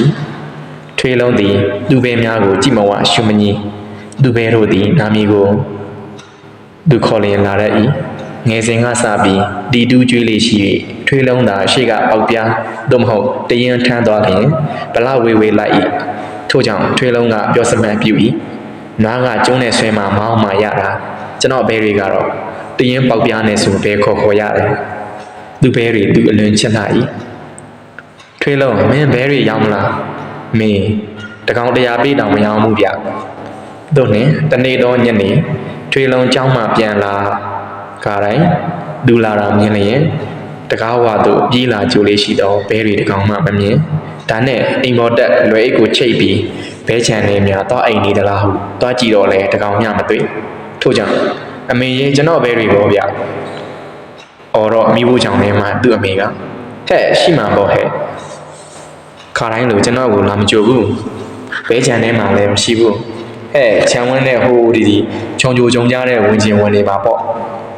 သို့တော့ထွေးလုံးသည်ဘဲမထွက်နိုင်အောင်ကာထားသောသူတို့ခြံလဲခြေရချင်းထက်အောင်ရှာတော့လဲတကောင်သမီးမှမတွေ့တော့ပြီအပြင်ထွက်သွားရအောင်ပေါက်လဲတစ်ခုမှမတွေ့ အောင်မလေးကျွန်တော်ပဲတွေပျောက်ကုန်ပါပြီဗျာဒီတအုပ်လုံးဘသူခိုးသွားတယ်လဲ17နှစ်နာရှိပြီဖြစ်သောထွေးလုံးသည်အော်ကြီးဟစ်ကျဲငိုလေ၏အိမ်မှာအမေရှိလျက်သားနဲ့မသိဘူးလားဗျဘဲမဆိုတာသူ့ဖမ်းရင်အင်မတန်အော်ရာမိခင်တော်တန်းရွှေသည်မိဖို့ကြောင့်လဲမှရေကပြင်းထွက်လာသောသူသားဖြစ်ပုံကိုကြည့်၍စဉ်းစားနေရမှတစုံတစ်ခုတတိယလျက်လူကလေးဒီနာလာစံသူသားကိုအနီးသို့ခေါ်လိုက်ပြီးနေကင်းငါအိပ်ရတဲ့သုံးလုံးလှဲနေတော့ကအင်ခေါင်မိုးပေါ်ကတောင်းဘဲငန်းနဲ့အော်တယ်ငါချလိုက်မိတယ်ထင်တယ်အဲ့ဒါဘာဖြစ်လဲဗျဘာဖြစ်ရမလဲဟာနင်းဘဲတွေကရိုးရိုးအိမ်ဘဲမှာမဟုတ်ပဲတော်ဘဲငန်းမှာဥကပေါက်တဲ့တော်ဘဲငန်းနေမဟုတ်လားထွေလုံးရုပ်ရည်စဉ်းစားမိကအင်းဟုတ်တယ်အဲ့ဒီတော့ဘာဖြစ်နိုင်တယ်လဲပဲဒီယာဒီတစားမုံနဲ့တော်လာဆိုတာကတော်ဘဲငန်းနေမြူချင်းသူတို့ကလေးတွေအပြန်တင်တဲ့အချိန်အဲ့ဒီတော့သူတို့အုပ်တို့ရွာဖြတ်လာရင်နဲ့မင်းဘဲကလေးတွေမြင်တော့သူတို့အမျိုးမှန်းသိပြီးအပေါ်ကခေါ်လိုက်မယ်ဟုတ်မယ်ဟဲ့ဒေါ်တန်းရွှေသည်ရီရီလဲလဲသဘောပေါက်လာဟန်နဲ့ငါစိတ်ထဲသင်းလို့နဲ့ငါအိမ်ခေါင်မှုပေါ်ဘာလို့ဝဲလဲအော်လဲနေကြပါလိမ့်လို့အောင်းမိမိပြီးဟုတ်ပြီဒီတော့မင်းဘဲကလေးတွေကလည်းသူတို့အမျိုးမှန်းသိပြီးသူတို့လိုပဲအပေါ်ကိုပြန်ကြည့်လိုက်မယ်သူတို့အတောင်လက်စုံနေပြီပဲသူတို့ပြန်နိုင်မှန်းလဲသိရောလိုက်သွားတာဖြစ်မှာပေါ့ကွာအောင်မလေးဗျာဒါဖြင့်ကျွန်တော်ဘဲကလေးတွေဆုံးပြီလားသူတို့ပြန်မလာကြတော့ဘူးလားထွေလုံးဖင်ထိုင်လျက်ကျသွားပြီးလက်နှစ်ဖက်နောက်ပစ်ပြီးမြေကြီးထောက်၍ငိုကြွေးလေ၏မိခင်သည်တာအားဂယုဏတက်လာစွာရေကပြင်းမှဆင်းလာပြီးမျက်ရည်တွေတုပ်ပြီးရင်ပိစံမအောင်သားရဲ့ဒီမှာသူတို့ကြီးပြင်းခဲ့တဲ့နေရာသူတို့အိယာရှိတဲ့ဌာနကိုပြန်မလာဘူးလို့လည်းမပြောနိုင်ပါဘူးနောက်ပြီးတော့အဲ့ဒီဘဲအုပ်ဒီအချိန်သူတို့အိတ်တန်းမပြန်ကြသေးပါဘူးတို့ရွှေကြအင်းထဲမှာရှိခြင်းရှိနေဦးမယ်ဤစကားချသည်နဲ့တပြိုင်နက်တည်းထွေလုံးသည်ငေါက်ခနဲထပြီးသူ့ဘဲခေါ်အာနာတီပေါက်ပြားကိုထမ်းကရွှေကြအင်းရှိရာသို့တဟုန်တဲ့တုတ်ချီတင်လေတည်းဟဲ့နင်းဘဲတွေတွေ့မတွေ့အပြန်နွားသားအမိတော့မှားခဲ့နော်သူ့အမိကလှမ်းမာလိုက်သေး၏တော်တန်းရွှေကတော့ဘဲတွေကိုတိုင်ရောက်စဉ်ရှိပုံမပေါ်လာပေသူနွားသားအမိကိုတွေ့တာ၏ထွေးလုံးကဒီအချိန်မှာနွားတွေကိုတဲပြီးယူမပြုနိုင်ညုံမတို့ထားရာစကြက်ထဲရောက်၍ကြံစုံတပဲပဲအော်လျက်သူ့ကိုခေါ်သည်မှလှည့်မကြည့်နိုင်ပဲရွှေကြရင်စီတို့တာအမြန်ပြေးသည်ကမ်းမရောက်တော့ဟုတ်တာပေါ့ဗျာကမ်းမှာခဲတစ်ပြက်လောက်အကွာတွင်ဘဲတုပ်ကျွဲအုပ်ထဲတွင်ကိုကျွဲကိုမှတ်မိတကယ်တို့ထွေးလုံးသည်ဘဲအုပ်ထဲတွင်သူ့ဘဲသူမှတ်မိလေသည်ဟေးမိကိုမဲလုံးဖြူရောဝါနုရင်ကြဟုဝမ်းကောင်းတန်ကြီးနှင့်တအားအော်ခေါ်တော့ဘဲအုပ်သည်လန့်၍အထက်သို့ပြန်သက်လေ၏ထိုအခါထွေးလုံးသည်ပေါက်ပြားနှင့်မြေကြီးကိုကုန်း၍ပေါက်ပြ၏ရင်း၌ဘဲငါးကောင်သည်ဘဲအုပ်မှခွဲထက်လာကသူ့စီသို့ဆင်းလာ၏မြေပြင်ပေါ်ရောက်သည်နှင့်ထွေးလုံးသည်လူပဲများကိုပွေဖက်ယူရကအောင်မလေးငါနင်တို့ဤသုံးကောင်ကိုပေါက်ပြားနှင့်တုံးထစ်ပြီးဝေချမ်းကျွေးမွေး၏ပြီးတော့ပျောက်သွားပြီးမှတ်လို့ရင်ထဲပူလိုက်ရတာဟဲ့အော်နင်တို့ကရေထဲကငါးစားတဲ့အမျိုးကိုငါကျွေးပါမယ်ဟဲ့ဆိုပြီးနောက်သူ့နောက်ကလိုက်လာသည့်သူပဲများနှင့်အတူငလူတွင်းတွေရှောက်နိုင်ရာငရန့်ကောင်းတို့ငါးပနောငသိန်းအောင်တကောင်စီရသဖြင့်ကဲကုန်ပြီဒီနေ့တော့တော်ကြအောင်ဆိုအိမ်ပြန်မယ်ဆိုပြီးသူကပေါက်ပြားထမ်း၍ရှေ့ကဝမ်းပဲများကနောက်ကလိုက်လာကြသည်နွားသားအမိရှိရာသို့ရောက်သည့်၌ညိုမကြီးကိုမောင်းနှံဖြုတ်၍အိမ်ပြန်ကြရတွင်ကြံစုံကဝမ်းသာအားရအမိထောင်လျက်တပဲပဲအော်ကရှေ့မှပြေးမိကြီးကလည်းတနေ့လုံးချီထားသောကျိုးညောင်းတစ်ဖြင့်သားနောက်ကအသင်ပြေးလိုက်ထွေးလုံးကလည်းသူ့ဘဲတွေပြန်တွေးသောကြောင့်အလွန်ရှင်မြူးပြီးအားလုံးပြေးကြလေရာဘဲတို့မှာကုန်းချောင်းလိုက်ခြင်းအဖြစ်မမီနိုင်သည့်အတွက်အထက်ပြန်၍လိုက်ကြသည်တွင်နောက်အော်တန်ဝမ်းဘဲတောင်မှန်ခတ်တန်တို့နှင့်ရွာအဝင်ဝဲလူရလုံးမှာအထူးအဆန်းပဲလူတိုင်းတန်အန်အော်လှမ်း၍ကြည့်နေကြလေရာအိမ်မှစီးကြုံနေသောသူတို့အမိန်လည်းညီမျှဝမ်းသာလိမ့်မည်နီစာရှုသူလည်းဝမ်းသာပါစေကဲဤဝိထုတွင်လူသားနွားနှင့်ဝမ်းပဲသည်ဟုသောတရဝါသုံးမျိုး၏မေတ္တာကိုဖော်ကျူးသည်ဖြစ်သောကြောင့်တရားနှင့်များကကောင်းချီးပေးသောအဖြစ်ကောင်းကင်မှနတ်ဩဇာသည်သုံးလုံးကြလာသည်ဆိုပါစို့စာဖက်သူကတစ်လုံးစားပါစာရေးသူအားတစ်လုံးပေးပါကြံတဲ့တစ်လုံးတော့ကြံတဲ့လူတွေစားပါစေဗျာတော်ရာဆွေအဆုံးထိအတူတူရွတ်ဖက်ခါလိုက်ပါခန်းစားပေးကြလို့ကျေးဇူးတင်ပါတယ်ခင်ဗျာ